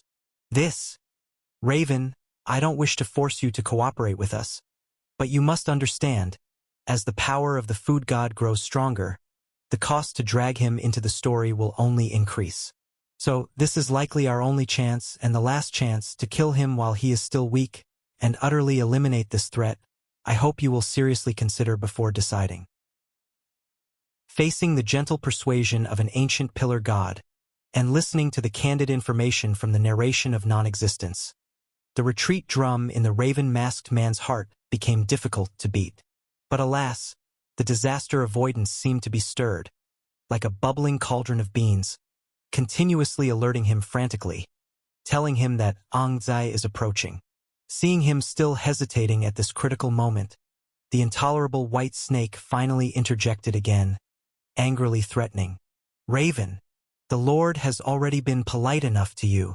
If you still refuse to cooperate, then I'll ask the Lord to change the story. Let that great shaman king decide to marry, and have the food god stay to marry and have children with you." Градусов де градусов. Achoo! After sneezing sharply, the evil Prince Leon, whose nose was stinging from the scent of rosin, couldn't help but cover his nose and mouth, asking with eyes full of disdain, "Say that again? Who are you?" "I am Logian Shaman of the Shaman Society, responsible for receiving Prince Joshua and you." After answering Leon's inquiry, the young man, blocking Leon with two groups of peculiarly dressed men and women under the boarding tower, first bowed towards Leon's group, then opened his mouth with a hint of apology. "His Majesty, the great Shaman King, has recently resided within the inner court, and Princess Catherine needs to prepare for the coming Shaman King ritual in a few days. So I am here to receive you. Prince Leon, would you prefer to head directly to the inner court, or wander around Secret Magic City first?" "Let's head straight to the inner court." Though there was a vague intuition in his heart that the inner court, already shrouded under the bedtime story of the Great Shaman Court, is probably the enemy's base, thus going straight to the inner court is equivalent to venturing deep into enemy lines. But as their means of death have already been predetermined in Joshua's words, without seeing the gallows, Leon decisively chose to explore the inner court first, taking advantage of the story's beginning safety period, to meet the great Shaman King and the imposter Princess Catherine. "All right." Hearing Leon's response, the shaman named Logian nodded, then turned his face painted with strange oil paint, looking at the dejected Prince Freckles behind Leon, his gaze flickering slightly as he asked, "Prince Joshua? Are you going with Prince Leon?" After responding briefly, Prince Freckles feebly said, "I'll go with my father." "Your father? The former king?" Upon hearing Prince Freckles' reply, the Logian shaman responsible for the reception was so shocked he nearly popped his eyeballs out. Wasn't it said that the old king was too ill to leave his bed and couldn't come? His name wasn't on the personnel list I received. How come he's dragging his sick body here? The sudden arrival of the old king isn't the main issue. Not having the corresponding honors and reception ready is the least of it. If by any chance he were to pass away here, alongside His Majesty the Great Witch King, it would be a massive issue. Has His Majesty Westro come as well? Looking towards the boarding tower in the back and seeing no sign of the seriously ill old king, the Logian shaman turned to Prince Freckles with eyes full of nervousness and asked, "May I ask how His Majesty Westro's health is? Does he need—" "No. Please wait. I'll immediately go find a shaman." "No need." Blocking the frantic Logian shaman with a hand, Leon glanced at Joshua, who was already numb from the journey, and explained with some difficulty. "His Majesty Westro didn't come. Joshua just now was calling me. So he's not here." Upon hearing the first half of Leon's words, the previously tense Logian shaman's body relaxed significantly, relieved because if the old king were to die on the diplomatic mission, then he would be— Wait a minute. After replaying the scene several times in his mind and confirming that he did hear correctly, the Logian shaman's face, painted in black and green, twisted uncontrollably, and he asked with bewildered eyes, "Prince Joshua was calling you just now? He called you father?" "Yes." "What the heck, yes? This isn't something that can simply be passed off with a nod." Looking at Leon, who nodded to accept the title, and then at the dejected Joshua, the 35-year-old Logian, already a grand shaman, felt like his head had been struck by a totem pole, his thoughts overwhelmed by the massive information load. You married his sister, but he calls you dad? Is your kingdom's lineage different from all the other kingdoms so you can just randomly recognize relatives? Also, isn't Prince Joshua supposed to be your adversary? The guild master specifically reminded me to subtly test Prince Joshua's attitude towards you and see how someone with ties to our shaman society thinks of you and Queen Veronica, and if there are any signs of rebellion. So I made a point to ask separately if Prince Joshua came together with you. But it's beyond just being together. This is acknowledging someone as dad. All right, let's get down to business first. Restricted by the bedtime story, anything that would ruin the character setting couldn't be spoken. Leon really didn't know how to explain the father-son relationship with Joshua, so he maintained the facade of the evil prince, urged impatiently.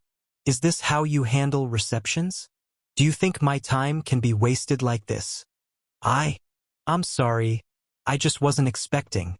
After getting a stern remark from Leon, the shocked Logian shaman finally snapped back and, moving awkwardly, led the way. "Please follow me. The sledge to the inner court is ready." With an attitude fitting his character setting, Leon snorted from his nose, then led a timid maid, a dozing guard, and his bratty son onto an oversized sledge waiting by the roadside. Once Leon and his entourage settled on the sledge, the Logian shaman, with a particularly complicated expression, blew twice on a wooden whistle hung around his neck, sending signals to the two teams of towering moose at the front of the sledge. Toot! Toot! Snort! Snort! With the Logian shaman's actions, high-pitched, clear whistle sounds mingled with the low, deep snorts of the moose as they pulled the large red sledge, wider than an 8-horse carriage, lifting it right off the street. "Ah! Not expecting the sledge to lift off, Miss Schwankpa," maid exclaimed in surprise and quickly grabbed onto the handrails next to her seat. The giant sledge then rapidly ascended, passing through low-hanging clouds above Secret Magic City, entering another peculiar area filled with flying objects. Large winged Pegasi capable of carrying several adults, enormous leaves, colorful magic carpets woven from some kind of straw, hollow wooden pillars covered with paint and carvings, various flying contraptions, buoyed by some strange force, hovered effortlessly above the clouds, traveling to different destinations in various bizarre ways. How can these people fly? Do they all have abnormal objects? Flying is nothing. Once I find that witch who wrote to me and take over the Witch Kingdom, I'll bring all these back. After forced to voice a declaration fitting his character, the evil Prince Leon explained to his maid in a gruff tone. Though it's called the Witch Kingdom, there are actually very few witches, mainly just the lineage of the Great Witch King. The place is mostly a gathering of various societies, and it's the only kingdom among the 12 that's less populated by ordinary people. Societies. Groups of people who, without relying on abnormal objects, have acquired some mysterious powers over time and gathered to form secret technique organizations. After briefly explaining the concept of societies, Leon glanced back at another sledge following behind and pointed to the Logian shaman seated there. For instance, the Logian shaman who received us is a senior member of the Shaman Society. There are 17 major societies like the Shaman Society in the Witch Kingdom, and the Council of Leaders of these 17 major societies forms the nation's highest ruling body. I see. After listening to Senior Leon's explanation, Miss Zhuangpa couldn't help but exclaim in wonder, and even the previously dozing guard perked up, curiously asking from the window, "Prince Leon, how many societies are there in total in the Witch Kingdom? Why do you have so many questions?" Adhering to his character setting, Leon grumbled with displeasure. "Based on the research I did before coming here, there are about 30 official societies in the Witch Kingdom, and including those strange secretive societies and underground societies in private, the total number is estimated to exceed 100, making it impossible to count the total number of people with mysterious powers. However, even for major societies like those practicing witchcraft, fate, curses, secrets, spirit numbers, the intensity of their mysterious powers is very low, unable to compete even with the most ordinary level 3 cleaners, except for a few. Hold on tight. At Leon's warning, something went wrong, and the previously stable sledge suddenly veered to the left. Ahead, an irate female voice immediately yelled, "Hey, watch where you're going."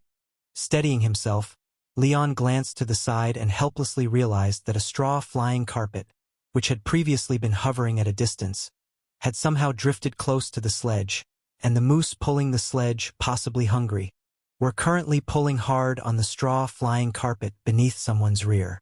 Caught by Leon's gaze, the sledge driver tensed up, hurriedly whipped the moose a few times, and finally pulled it reluctantly away from the straw flying carpet. The woman on the flying carpet, realizing her carpet was being chewed on, seemed to recognize the sledge's special markings, and made a quick, embarrassed escape without waiting for the driver to speak. "Sorry about that." After barely resolving the traffic accident, the driver apologized nervously. "The lady slowed down too suddenly. I didn't have time to steer, and though I fed them before we left, I don't know what's wrong with these animals." Leon waved his hand dismissively, signaling the driver to stop talking, and furrowed his brow, puzzled as he watched the woman hurriedly fly away. Though the woman had covered up well, there was a hint of strange joy in her eyes as she looked at him, almost as if she'd found treasure. Could someone be directing her to find me? "President, that person has already arrived." "President, where are you? Come out quickly." The slightly anxious calls rang out, waking the cat-eared woman basking in the sun on the second-floor balcony. "Matilda?"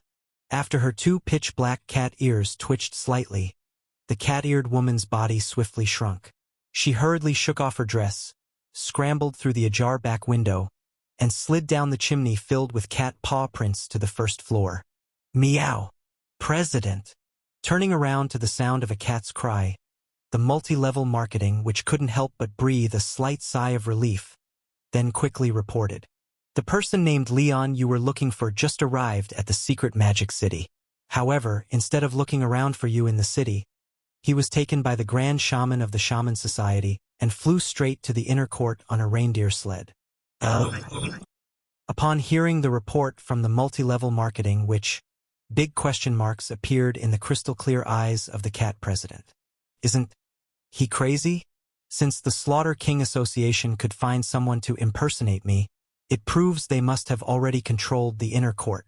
You came to the secret magic city and didn't contact me, your ally, but instead plunged right into the enemy's lair?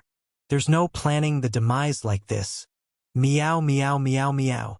Stunned by Leon's strange actions, the cat president urgently meowed several times, instructing the multi-level marketing which to keep observing. Then she intended to run out the door, likely planning to rescue someone from the inner court. However, before she could move, someone wrapped an arm around her belly, scooped her back from the doorway. Wait a minute! Unable to resist stroking the black cat's satin-like fur, the multi-level marketing which explained to the bewildered cat in her arms. Today's sister, who went to stake out the boarding tower, is a top fate master from the Fate Society. While approaching the man you were waiting for, she took advantage of a small conflict in the cloud path to secretly sort out that man's fate chart. Top fate master, Angelica? She could actually see the food god's fate chart?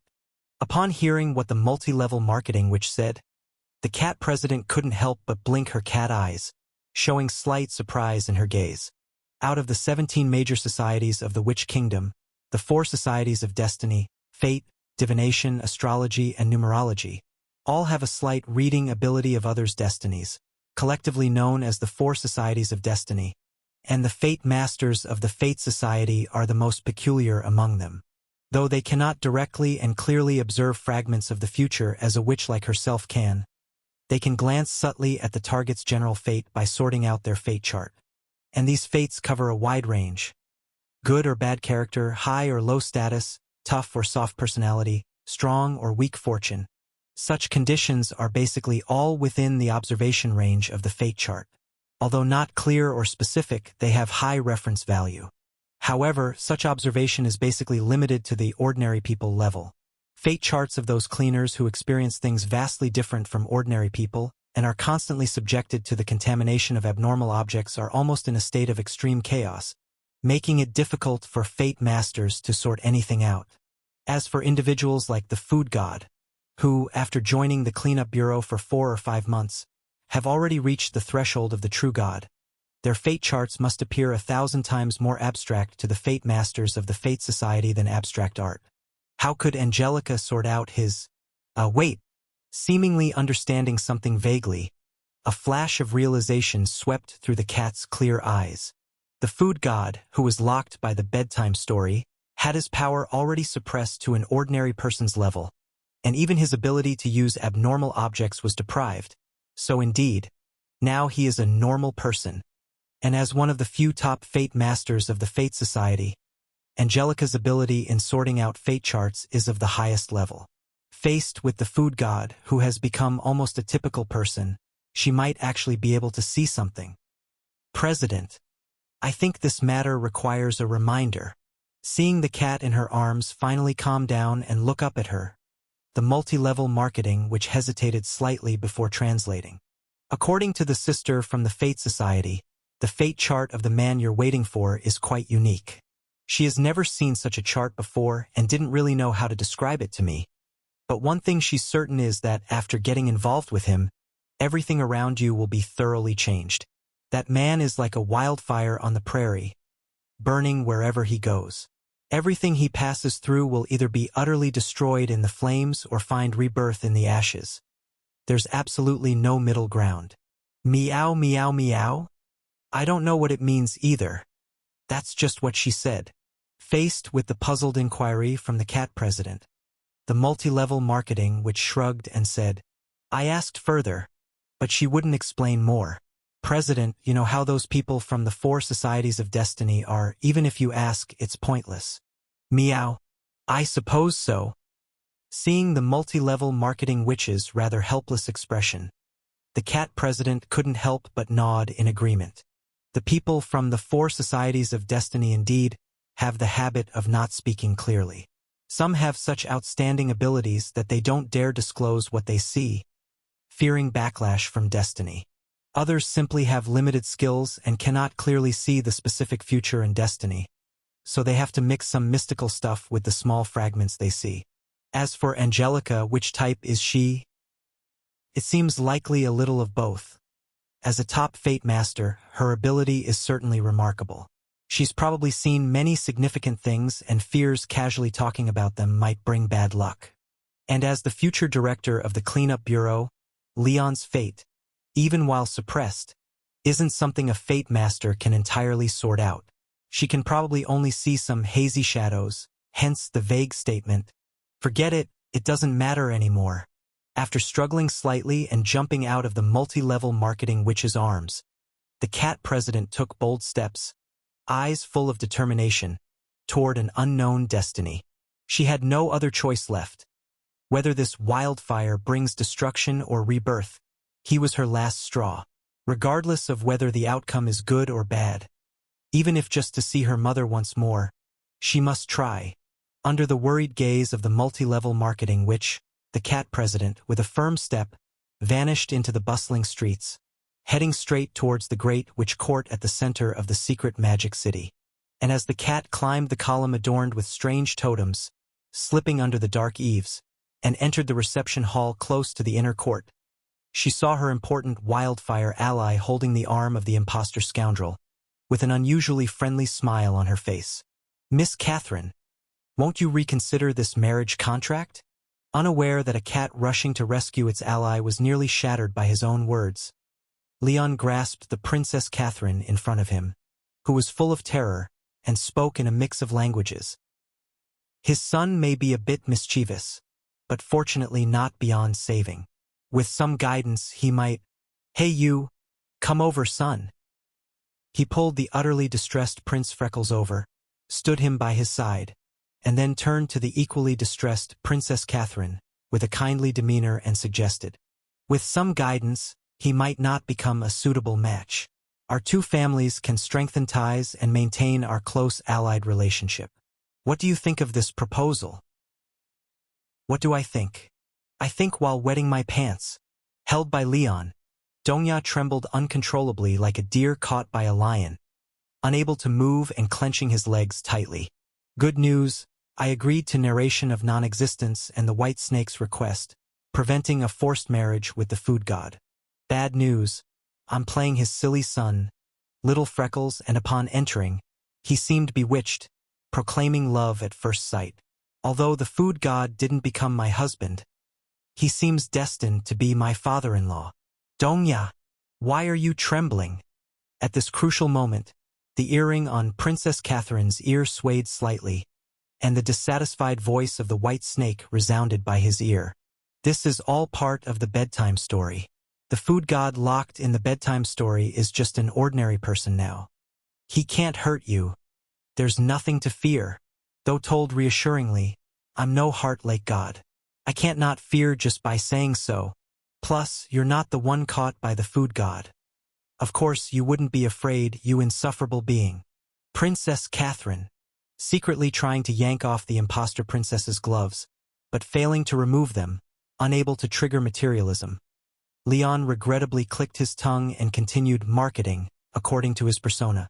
"Although this might seem presumptuous, I come with sincerity. After acquiring technology from the Kralik Kingdom and dismantling the Northern Kingdom's threat, our populous kingdom is poised to become the strongest in the Western continent. Your Mephala Kingdom may be small, but it's located on the boundary between the East and West continents, possessing many unique secret techniques and technologies. Through deeper cooperation, it's entirely possible." "Sir Leon," calling Leon's name with trembling legs, Dongya reluctantly refused as guided by the bedtime story. "We invited you and Prince Joshua to witness the ceremony as guests, with no other intentions. Moreover, my mother promised long ago, my marriage will be my decision without political interference. The only criterion is my liking." Upon hearing Princess Catherine's righteous refusal, the sinister Leon couldn't help but change his expression, then squinted, forced a smile, and said, "Hee, I see, it was my presumption. Still, even so, Princess Catherine might consider getting to know my son more. After all, Joshua meets excellent conditions, so—" "I'm sorry." Whether gradually getting accustomed to the pressure of Leon, or under certain manipulation once the plot started, Princess Catherine spoke with increasing vigor, boldly interrupting Prince Leon's pitch and politely yet firmly rejecting. "Prince Joshua is not my type. Love isn't just about matching conditions but about the bond between both parties. Although Prince Joshua is excellent, What's excellent about him? Are you blind?" Realizing he inadvertently spoke out of character, Leon initially felt pleased but quickly covered it up with a cough, speaking amidst the bewildered expressions in the room. "I meant to say you're too kind. Joshua isn't as excellent as he seems, and you don't know him well, so perhaps you should interact more. No need, despite being so courteous, yet still facing nonsense from the other side. Princess Catherine couldn't help but furrow her brow and sharply reject. I don't fit with Prince Joshua. I'm uninterested in some grand alliance or unifying the Western continent. Peace is what I value most, Sir Leon. I won't betray my people to marry into an aggressive, evil kingdom or sacrifice my happiness to marry a simpleton. Please desist from such talk. So Joshua's character in the bedtime story isn't just my son, but also a fool? No wonder he has been silent during our journey, occasionally speaking foolishly. After giving Joshua a surprised glance, Leon, under Prince Freckles' ashamed and furious gaze, turned back to the resolutely rejecting Princess Catherine with a smile. No need for anger, Princess Catherine. Joshua fell for you at first sight, and considering our previous close ties, I just mentioned this casually. If you're not interested in my proposal or in accepting my goodwill, I won't bring it up again. Meow. At this moment, the feline listening in at the ebony roof unexpectedly let out a series of charming meows. Meow, meow, meow, meow. Upon hearing these meows, the sinister prince couldn't help but raise his eyebrows, eyes showing delight. Promptly, he interrupted his explanation, smiling meaningfully. Since Princess Catherine isn't interested, I won't disturb further. Wishing your kingdom a successful ceremony. Let's go. After the sinister prince left with his foolish son, frowning, a middle-aged priest in a loyal retainer role stepped forward and worriedly advised. Princess Catherine, that ambitious Prince Leon is cunning and vindictive. His departure remarks seem to imply something. You must be very cautious. Doomed. Even with such caution, I'm still following the story? While the false Princess Catherine reassured ministers with confidence at the hall, the true Princess Catherine on the roof suddenly jumped down, intercepted the sinister prince and his foolish son, under a compelling, indistinguishable voice resonating in her ear. Meow. After a seductive call, the black cat, with elegant yet demonic charm under the bedtime story's control, smiled and asked, Sir Leon, are you ready for collaboration? Gazing at the strangely elegant black kitten, the sinister Leon Prince sneered as he presented his evil scheme. Since the real Princess Catherine isn't cooperating, we'll use you, the willing impostor. Has it started? Seeming to sense something, in the depths of the inner court, as the ambitious prince and the evil cat which officially teamed up to prepare for their wicked plan to swap the cat for the princess.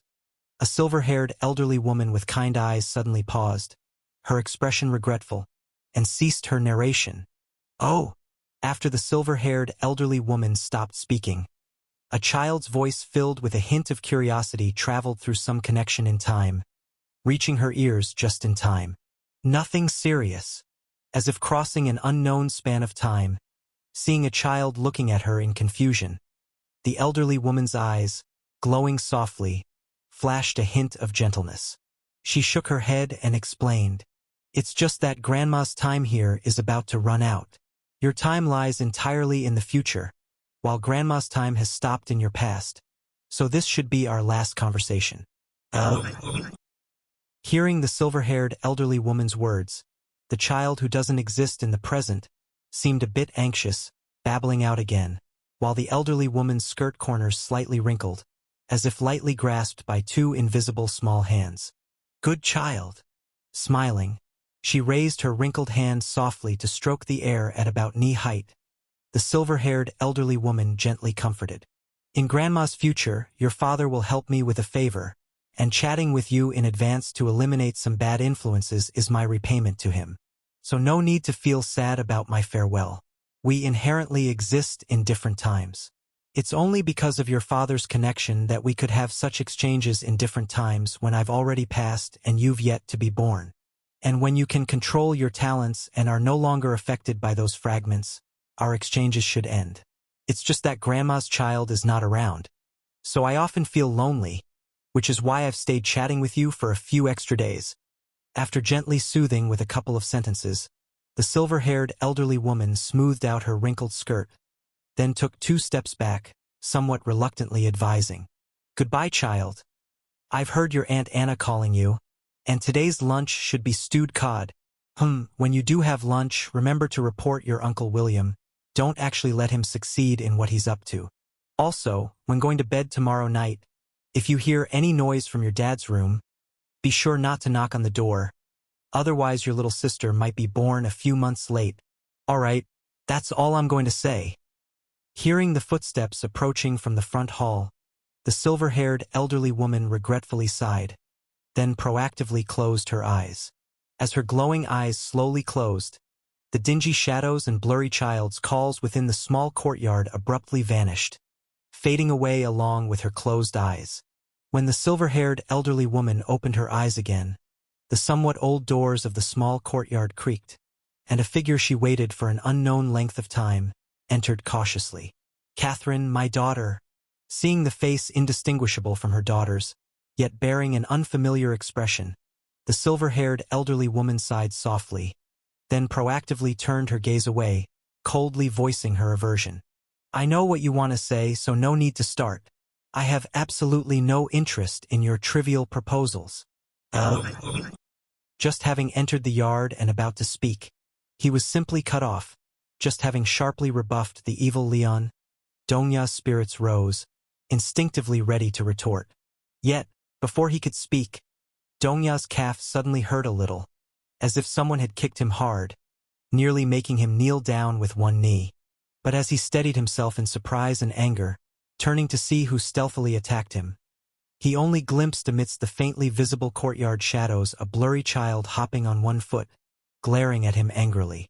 Where did this brat come from? How dare? What the hell? Before the surrounding shadows faded, barely recognizing the child's features, Dongya couldn't help but draw a cold breath, swallowing back the curses balancing on his tongue. This brat looks darn terrifying, almost like the food god's own son. Your Majesty the Grand Witch King. Startled by the time-crossing kick, Dongya hadn't responded to the silver-haired elderly woman's words yet, and the white snake pendant on his ear swayed twice, taking over the conversation. Long time no see. I remember last time when I saw you, you were much younger than your daughter, but now you've become even older than your mother was back then. Hearing the genderless voice from the earring, the silver-haired elderly woman's pupils slightly contracted. Then, in full surprise, she asked, Is it you? Yes.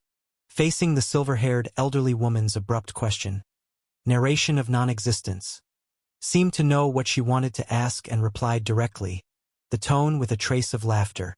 So, in the future fragment you saw back then, did I not speak to you? Without answering narration of non-existence, question, the Grand Witch King sitting in the chair, brows furrowed, said expressionlessly, My answer remains unchanged whether you speak or not. I will never cooperate with you. So why is that? The white snake earring gently swayed. Narration of non-existence, asked with a hint of confusion. Your ancestors were rulers among the great court 10 clans, the most esteemed witches in the living world, defeated by the cleanup bureau and humans, driven out from your homeland. Have you never considered reclaiming it all? That is different. Unable to resist glancing at Princess Catherine, the silver-haired elderly woman resolutely replied. Even at the peak of the Great Court, the activities of the 10 clans were confined to only half the current Witch Kingdom. All tribes combined counted merely in millions. But now, just the Mephala Kingdom alone possesses over 40 million citizens continuing the bloodline of the witch, including my own, infused with human blood as well. I am both a witch of the Great Court 10 clans and human, while you are enemies to all humankind. But I am genuinely sincere. Looking at the silver-haired elderly woman's glaring gaze, Dongya's earring swayed regretfully. This question wasn't posed solely to you. I asked your mother, grandmother, and even earlier ancestors of yours. Unfortunately, they were as stubborn as you, refusing my gestures. Perhaps my heart also says, it's truly time to abandon this plan, so I did not pose this to your daughter. Though I've known you're unlikely to consent, I still wish to ask one last time. The shining white earring lightly swayed, forming a figure with a mask, softly addressed the silver-haired elderly woman. Do you truly not desire eternal life? Faced with the questioning of the mask's phantom, the silver-haired old woman couldn't help but take a deep breath, gripping the armrest of the chair slightly, and firmly refused. I don't want it. You don't want it, but it's not that you don't wish to have it, right? I also. Bekinsel, lying is meaningless. You can deceive me with words, but you can't deceive your own heart. It seemed like talking not to an enemy but to a close friend. After gently calling the silver-haired old woman's name, the phantom of narration of non-existence turned into a crow, flapping wings like smoke, and lightly landed on her thin shoulder. From the first time I saw you 130 years ago, I knew you were a person full of love, loving the wind and rain, the earth and mountains, flowers and birds, and your parents and friends. Your love for this world has never diminished, as strong now as it ever was. And as someone who loves the world, you love your life more than anyone else.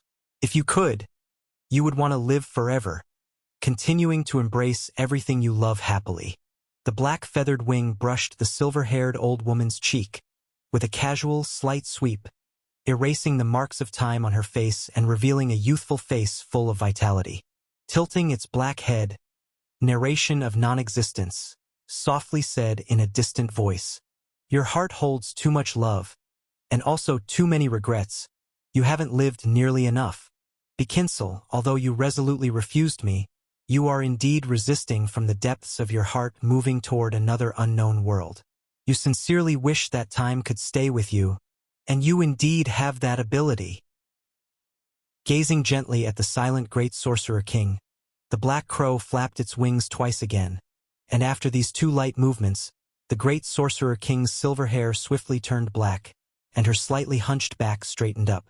The grooves on her arms, neck, and ankles, all exposed skin, became smooth, and the grayish-yellow, unsightly age spots disappeared silently. The silver-haired old woman, who had once reached the end of life, found her most youthful and beautiful appearance anew. Time, is truly something extraordinarily cruel. Gazing at this face that spanned 130 years and appeared before it again, the black crow tilted its head and said in a soft and wistful voice, You really look a lot like your mother when she was young. I even thought I saw another her, and you indeed have the same remarkably outstanding talent. Before you were 40, you had already successfully touched the threshold of time. Bekinsel, join us. As soon as you are willing to take that step, you can grasp the authority of time at any moment, breaking free completely from humanity's brief and pathetic life, becoming the only true God who controls the authority of time. Confronting the sincere persuasion of narration of non-existence, the great sorcerer king did not answer immediately. Instead, she reached out a slightly trembling hand to touch her smooth face, then blinked her eyes that turned from murky to clear, and looked dazedly at the world that hadn't been this clear for a long time. So, are you satisfied with the gift I've given you?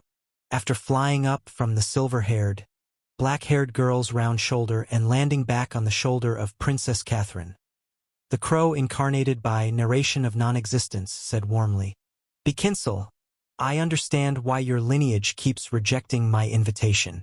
You worry that once you control the authority of time, it will lead to the imbalance of the Watcher's Palace. Your guess is indeed correct. Although the Watcher's Palace of the Cleanup Bureau is wondrous, in the eyes of the Pillar Gods, it's merely an artificial true God that has mastered humanity, watch, time, among other authorities. When a true God who has mastered the authority of time emerges from within its protection, the originally perfect balance of the Watcher's Palace will indeed be broken. But what's wrong with that? The black bird head slightly turned, as narration of non-existence calmly narrated. You, your mother, your grandmother, at least half of your ancestors in this line possess the talent to control time and are eligible to gain eternal life, yet you are the only one who has survived till now, and you are about to reach the end of your life too. Your lineage has protected humanity for long enough. It's not that you owe humanity, but humanity owes you. And this debt has reached a point with you that can end completely. You should have taken what rightfully belongs to you long ago. Pausing for a moment, the black crow then slightly raised its tone and said, Bekinsel, although I can't see the future, I vaguely feel that whether you agree to my terms or not, the Watcher's Palace that the Cleanup Bureau relies on will completely shatter in this generation, and you should be able to see all of this. So there's no need for you to burden yourself too much. The final winner will only be us, and you merely choose the slightly more favorable future out of two fundamentally similar outcomes. Why make it hard on yourself?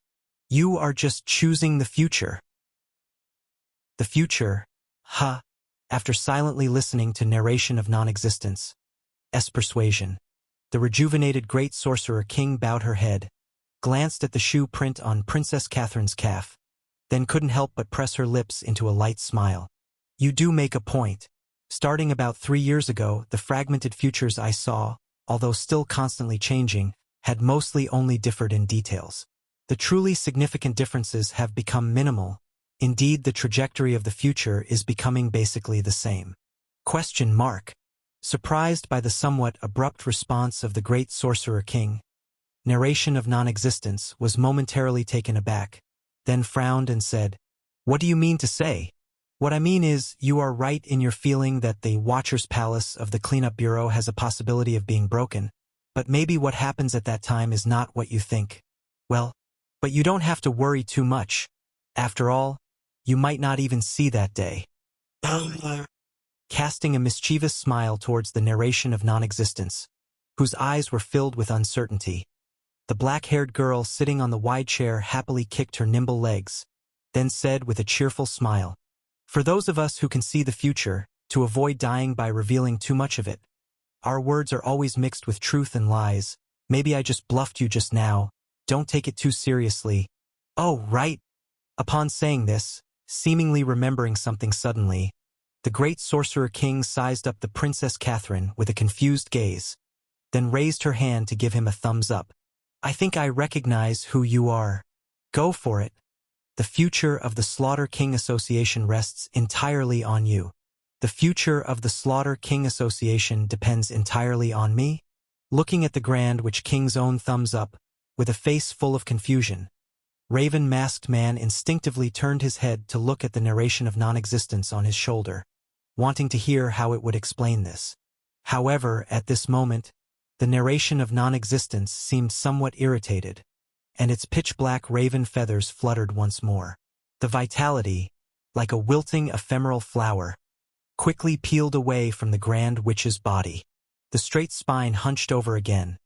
The smooth skin was once more lined with ravines, and the youthful, charming black-haired girl transformed back into an aged silver-haired old woman in the blink of an eye. Only those eyes did not become cloudy again, maintaining the clarity and nimbleness characteristic of the young.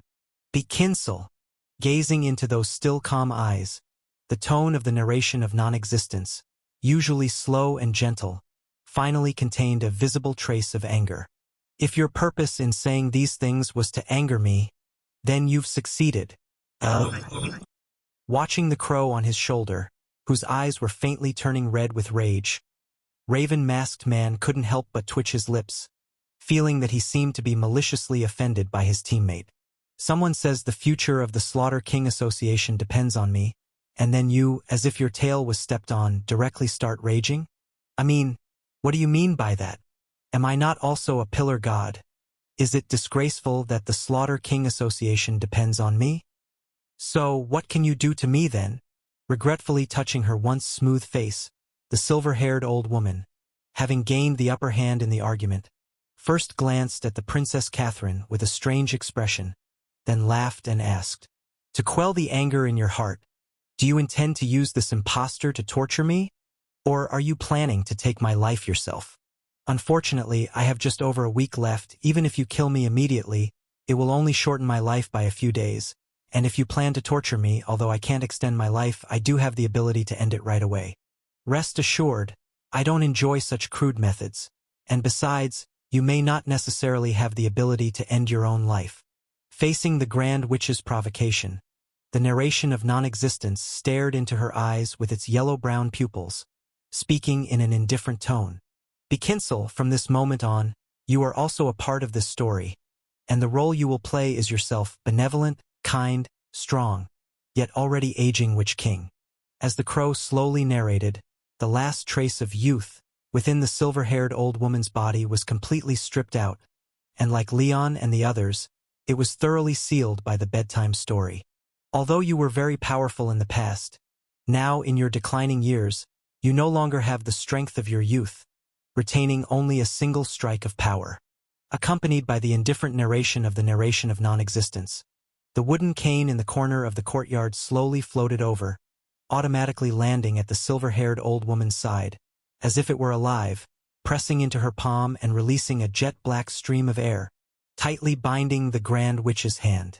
Although I cannot foresee the future, I can tell you where your single strike will be used. The yellow-brown eyes flickered slightly. The pitch-black crow opened its beak, and its eyes coldly said, "That ambitious Prince Leon is currently conspiring with a malevolent witch, attempting to replace your daughter with that witch, thereby seizing the authority of the Grand Witch from you. Their evil plan will proceed very smoothly, and soon they will capture your daughter and replace the true princess with the fake one, while you, in your senile and muddled state, fail to notice, successfully deceived by them. However, in all stories, evil is destined to never triumph over good. In this story I tell, your daughter, though encountering danger, will successfully escape from their clutches using her wits and agility. Afterward, with the help of a handsome and clever young man, she will successfully thwart the prince and witch's evil plan, exposing their scheme before everyone and sending the wicked prince and his accomplices to the gallows. As for you, you will make a timely appearance at the last moment, and just as the evil witch impersonating your daughter is about to fly away on a broom, you will strike with anger, using your final power to knock that evil woman down from the sky." When the narration of non-existence said this, the Grand Witch's eyes widened suddenly, as if she understood something, while the narration of non-existence smiled at her surprise and anger, eyes filled with malice, saying, "Although you, merciful as you are, didn't intend to kill, the evil witch had some bad luck.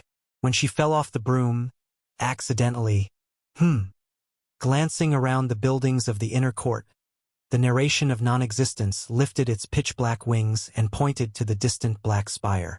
Let's say she fell on that.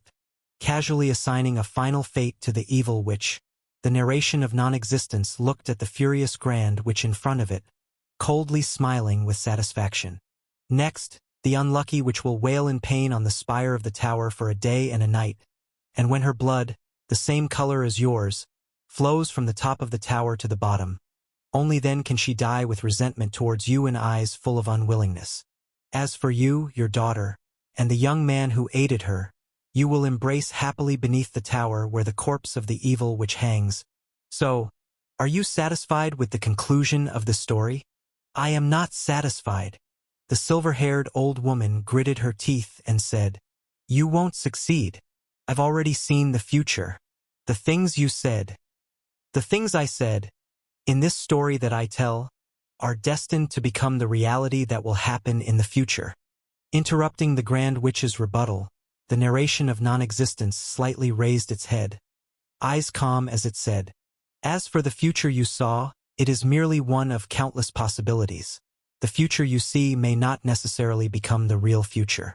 Although the time you control is the noblest of authorities, no matter how noble, it is merely authority, while what the pillar God holds is truth.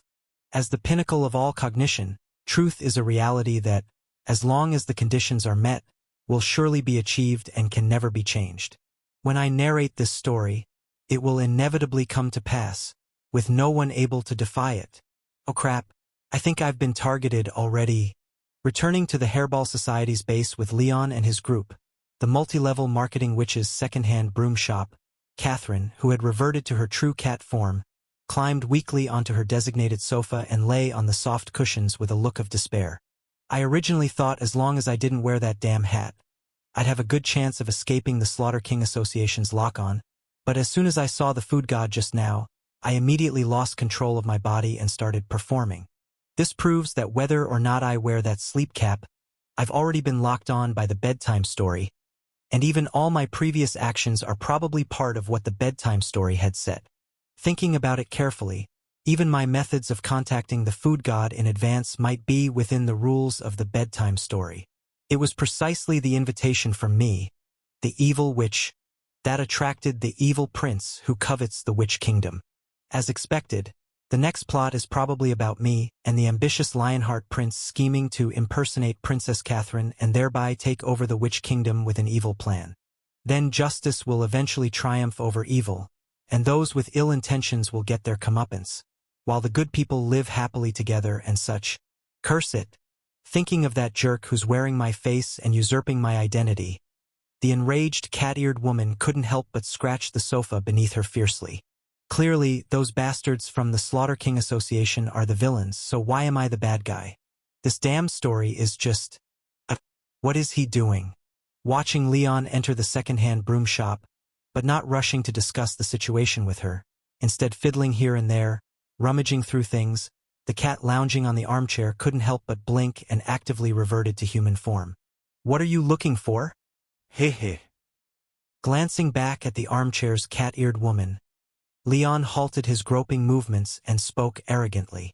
I'm just amazed that a powerful witch daring enough to strike at the High Witch King's daughter actually lives in such a shabby place, without even a decent piece of paper. Faced with Leon's sudden taunt, the cat-eared woman's ears twitched, temporarily leaving her at a loss for words. Ever since successfully reuniting outside the inner court, it seemed that because a certain story node was reached, Bedtime Story had began enforcing stricter constraints on these characters, including me. As the constraints increased, our actions and words were further curtailed, and every attempt to deviate from our roles induced a sense of impending doom. As for the words that the evil prince and evil witch shouldn't say, they've been completely blocked off. Not a single word can be uttered, basically in a state where communication is impossible. So, even though I've successfully contacted my ally, due to Bedtime Story's rules, I can't have any out-of-character conversation with him, not even share any known intelligence. Humph! Seeing that Princess Catherine didn't seem to want to respond, and fearing that having Yoha extract things from the mirror world might prematurely expose that I could still use some abnormal objects, Leon had no choice but to hint again. Witch, you don't even have paper and pen to show for it. Oh, so he wants paper and pen to communicate with me through writing? Barely discerning the meaning behind Leon's arrogant tone, the cat-eared woman lightly shook her head, then replied with a very seductive smile. Noble Prince, the issues you and I are encountering currently cannot be solved with mere paper and pen. Can't be solved with paper and pen? Does that mean even written communication is impossible, not just speech? Seeing the sly smile on the evil witch's face, Leon frowned and pondered for a moment, then waved his hand impatiently and raised his eyebrows lecherously. No, apart from language and writing, gestures, eye signals, and clues won't work either. Shaking her head slightly at Leon to indicate that all those forms of communication were ineffective, unable to circumvent the Bedtime Story restrictions, the cat-eared woman let out a helpless sigh. The constraints of the Bedtime Story were much stricter than I imagined, making it feel like the only things I can communicate with him involve how to abduct that imposter Princess Catherine, using my identity and expressing my hatred towards the High Witch King's lineage and so on. Although the food god was a lot stronger than I was, occasionally managing to deviate slightly from the character role, he was still under the overall constraints of the Bedtime Story and was significantly limited. What to do? Although I found an ally, we can't even talk to each other, making it seem like it doesn't matter whether we meet up or not. Realizing there's no way to communicate at present, Leon could only pull up a chair to sit across from the cat-eared woman, frowning alongside her in shared frustration. But after staring at the cat ears for a while, it seemed like an idea struck him suddenly. Leon couldn't help but smack his thigh and then exclaimed with a look of disgust, "Witch, you're really ugly." The sudden personal attack left the cat-eared woman boggled, and she raised her head in bewilderment, pointing incredulously at her own face. Aren't you blind? When that imposter parading with my face strolls down the street, do you know how many people would rush just to catch a glimpse of my appearance? And I'm ugly? What I mean is, compared to your current look, I much prefer how you appeared before. Expressing a bit of regret through his eyes, the nefarious Prince Leon haughtily clarified. With how you look now, there's nothing I can say to you. In my eyes, you aren't even as pretty as a stray cat. You! Understanding it was a bedtime stories issue and that the food god wasn't truly insulting her, but facing Leon's outrageous remarks, the cat-eared woman involuntarily wore a darker expression. Suppressing the urge to retort fiercely and mulling over Leon's implied meaning, Princess Catherine shot him a glare and then once again turned into her cat form. Seeing that she finally caught onto his meaning, Leon couldn't help but let out a tiny sigh of relief, quickly switched to the owner badge, walked over to the conflicted black cat, picked her up and hugged her tightly, and then loftily announced, "Remember, from today on, I am your master. Starting today, I'll become your master? You're not done, are you?" Facing the evil prince's repeated provocations, the cat which couldn't help but get annoyed and stretched out her cat claws, ready to claw at this jerk's pants to show him how powerful cats can be. However, before she even finished her first clawing attempt, the cat witch's movements froze slightly. She then raised her head in surprise, looking at Leon's mouth. No other reason, the rather offensive master-servant declaration just now had only the first half coming out of his mouth. After saying, "Starting today," Leon's mouth closed, and the latter half appeared directly in her mind. This isn't right. No, it's actually very right. No. This definitely isn't right. Watching Leon, whose lips didn't even move, but transmitted the message just with a glance, the cat which blinked rapidly, wanting to confirm whether this was her own hallucination. But then, "You didn't hear wrong. We're indeed communicating telepathically." Eh? How could this be? Didn't bedtime story strip away your powers? It did, but not completely. Glancing at the master badge in the slot that was faintly glowing, Leon smiled faintly at the confused cat in his arms. "I can't explain in detail, but as long as you don't deny your identity as a pet, we can achieve mind-to-mind communication, understanding each other without speaking." After simply introducing the mind communication effect of Master, Leon couldn't help but stroke the velvet-like fur of the black cat and then coughed lightly, speaking in his mind. "Although you probably already know, I think it's necessary to officially introduce myself. My name is Leon Lane, currently the infamous Cleanup Bureau's food god, the crazy one who killed the Death's Hounds, a maniac who whimsically devoured half of the Dream Realm, the tyrant who crushed the Earth's escapees dozens, or even hundreds of times, forcing them to surrender to the Cleanup Bureau. Well, sorry. I'm not quite used to this way of communicating yet." Seeing Leon's expression stiffen slightly, the cat hurriedly apologized for accidentally letting her thoughts slip, then blinked her eyes and said, "Sir Leon, well, I've been watching you for a long time. So what should I answer? Ask when you became a fan and whether you need an autograph." "What's an autograph?" "It's something specifically written.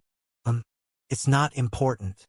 Shaking his head slightly, trying to get rid of all sorts of random thoughts, Leon held the cat witch with a serious expression and said, "Let's talk about you first.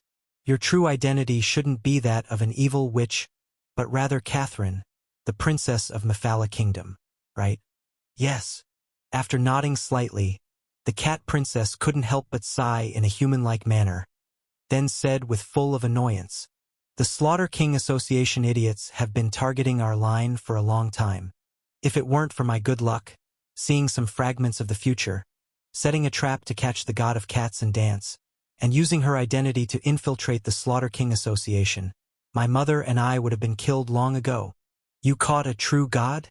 And infiltrated the Slaughter King Association?" "Indeed." Feeling the surprise growing in Leon's heart, the cat princess wagged her slender tail, slightly proudly saying, "My mother always said my talent was exceptional, even stronger than when she was young.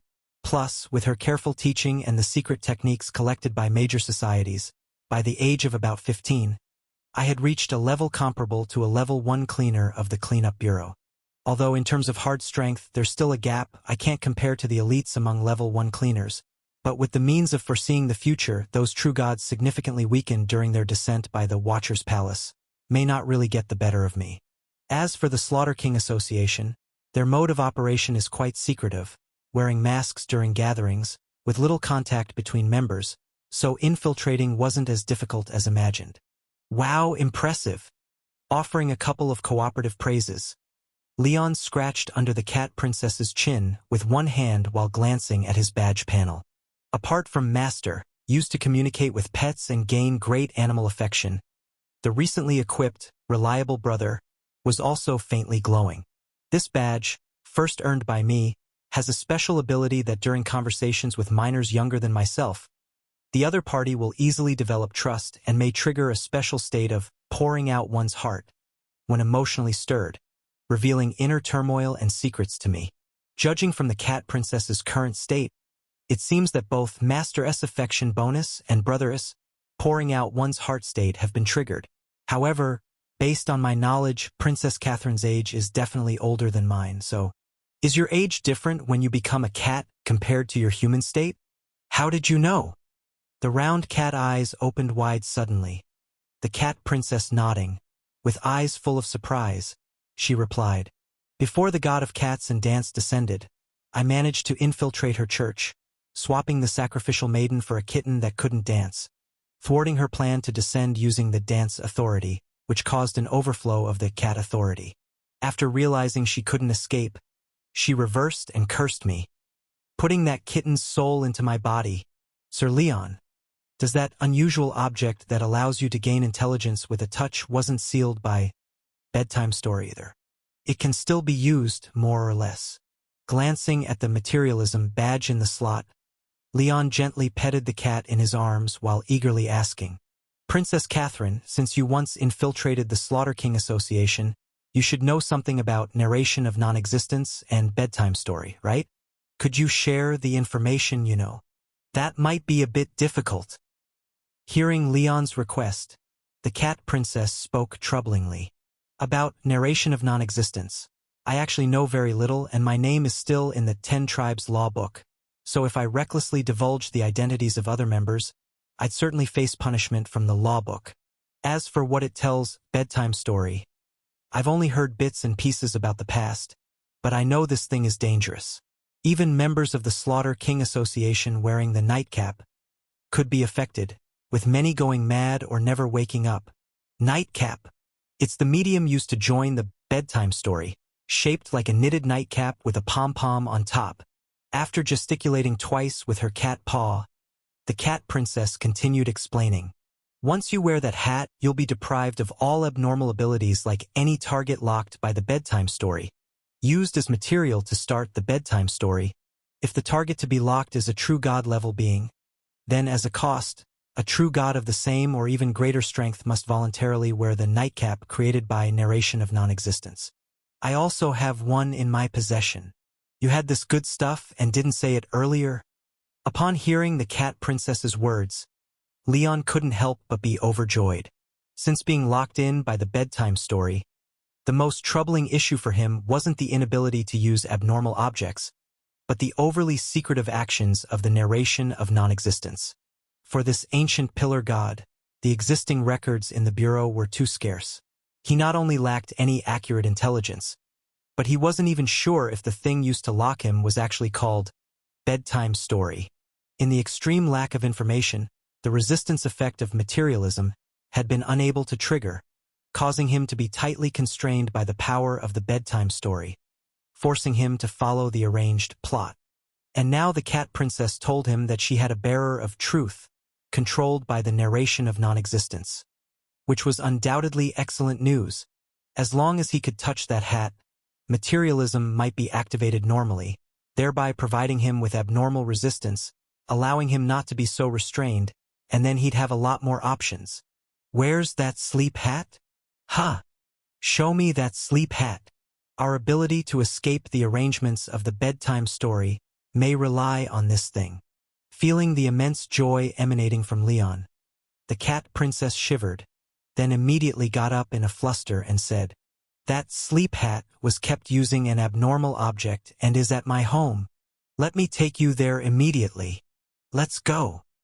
After finding the key to the problem, Leon could hardly speak properly anymore and didn't want to wait a second. He instructed Joshua and others to stay behind for news, then dashed out of the store with the cat princess in his arms. Not long after their departure, tidy and heavy footsteps sounded outside the second-hand broom shop.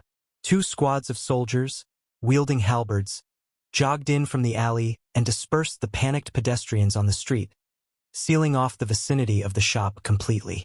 "Search it for me." At the officer's loud command, these fully armed soldiers broke through the shop's door and entered in an orderly fashion, adeptly rummaging through the place. "Report. We've found traces of the underground society." "Report. It looks like there was a gathering here not long ago." "Report. We caught suspicious persons." "What are you doing?"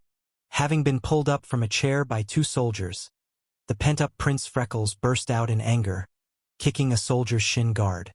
Ouch! The soldier's shin guard was incredibly hard, and Prince Freckles let out a scream, bending over subconsciously from pain. But before he could check his foot, his left cheek was forcefully pressed onto the table by 2 soldiers. "Damn it! I am. Doesn't matter who you are." After glaring and shouting, the burly officer reached over to twist Prince Freckles' face to take a closer look, then frowned and said, "Find someone else. This one's a male. That underground society only accepts female members." "Yes." Upon hearing the officer's words, the 2 soldiers holding Prince Freckles responded and rather roughly pushed Joshua back onto the chair, then went into the inner room with the others. "Captain!" Amidst Miss Schwampa's scream, the soldiers who had just broken into the room pulled out Lyra dressed in a maid outfit and reported excitedly, "We've caught a woman suspected of being a member." "Excellent." Nodding with satisfaction, the burly officer stared sternly at the panicked Miss Schwampa and questioned loudly, "Confess truthfully. What's your position in the Ball of Yarn Society? Apart from the Ball of Yarn Society, have you joined any other societies?" I don't know." Completely confused about what was going on, faced with a group of fierce military men who suddenly came in to arrest people, Miss Schwampa, who was already timid, couldn't help but stammer, "I'm an outsider. I just arrived today." Question mark. After glancing at Miss Schwampa and realizing she indeed didn't look like a member of any underground society, the lead officer frowned and asked, "What are you doing here?" I came with His Highness, the Prince." "His Highness, the Prince?" The burly officer was momentarily stunned. Then his face changed tone immediately, recalling that the Lionheart Prince was rumored to have just visited today. According to the Shaman Society, that prince is arrogant and petty, not a good-tempered person, and having detained his people will certainly cause trouble afterward. Additionally, it was said he brought along a freckle-faced foolish prince, and that prince also— Shit, there's also a prince involved. Remembering the face he had seen earlier, the burly officer paled, realizing he was probably about to face consequences. However, before he could think of a remedy, joyful shouts came from the inner room. "Report! Major discovery!" "What?" At the sound of his subordinates' shouts, the officer's face became flushed once more. He took large strides into the inner room and looked toward the wooden board wall that had been violently dismantled. These are the photos of the Ball of Yarn Society's members." The 2 soldiers who had held down Prince Freckles each came over with a crowbar in hand, gleefully reporting, "With this wall of photos, we can arrest people directly based on the photos, ensuring we capture this evil underground society in the shortest time possible. Well done." After loudly praising the burly officer, looking at the densely packed photos on the wall, his face flushed with excitement, first glanced back at the direction of Prince Freckles, then gritted his teeth, waving his hand. "Take everyone here. This must be an important stronghold for the Ball of Yarn Society. Don't let a single one escape." "Yes." After carrying out the orders to take away Prince Freckles and Miss Schwampa, the burly officer carefully removed all the photos from the wall, collected them, and then continued assigning tasks with excitement. You too. Go back and report the situation. You, and you. All of you come with me. Arrest others based on the photos. We must complete the task given by Her Highness Catherine. Yes. At the burly officer's orders, the triumphant soldiers this time didn't even bother forming ranks, following the officer quickly out of the shop and proceeding to other locations to carry out capture tasks. After a while, the evil prince came rushing back from the street corner, full of joy with the cat witch in his arms, but didn't see Joshua and others who were supposed to wait for news. Only the battered second-hand broom shop remained in his sight. After knocking on the doors of other shops, and understanding the situation that had occurred earlier, the evil prince couldn't help but frown. Holding the cat in his arms, he turned and left the street, heading to the witch court to seek an explanation.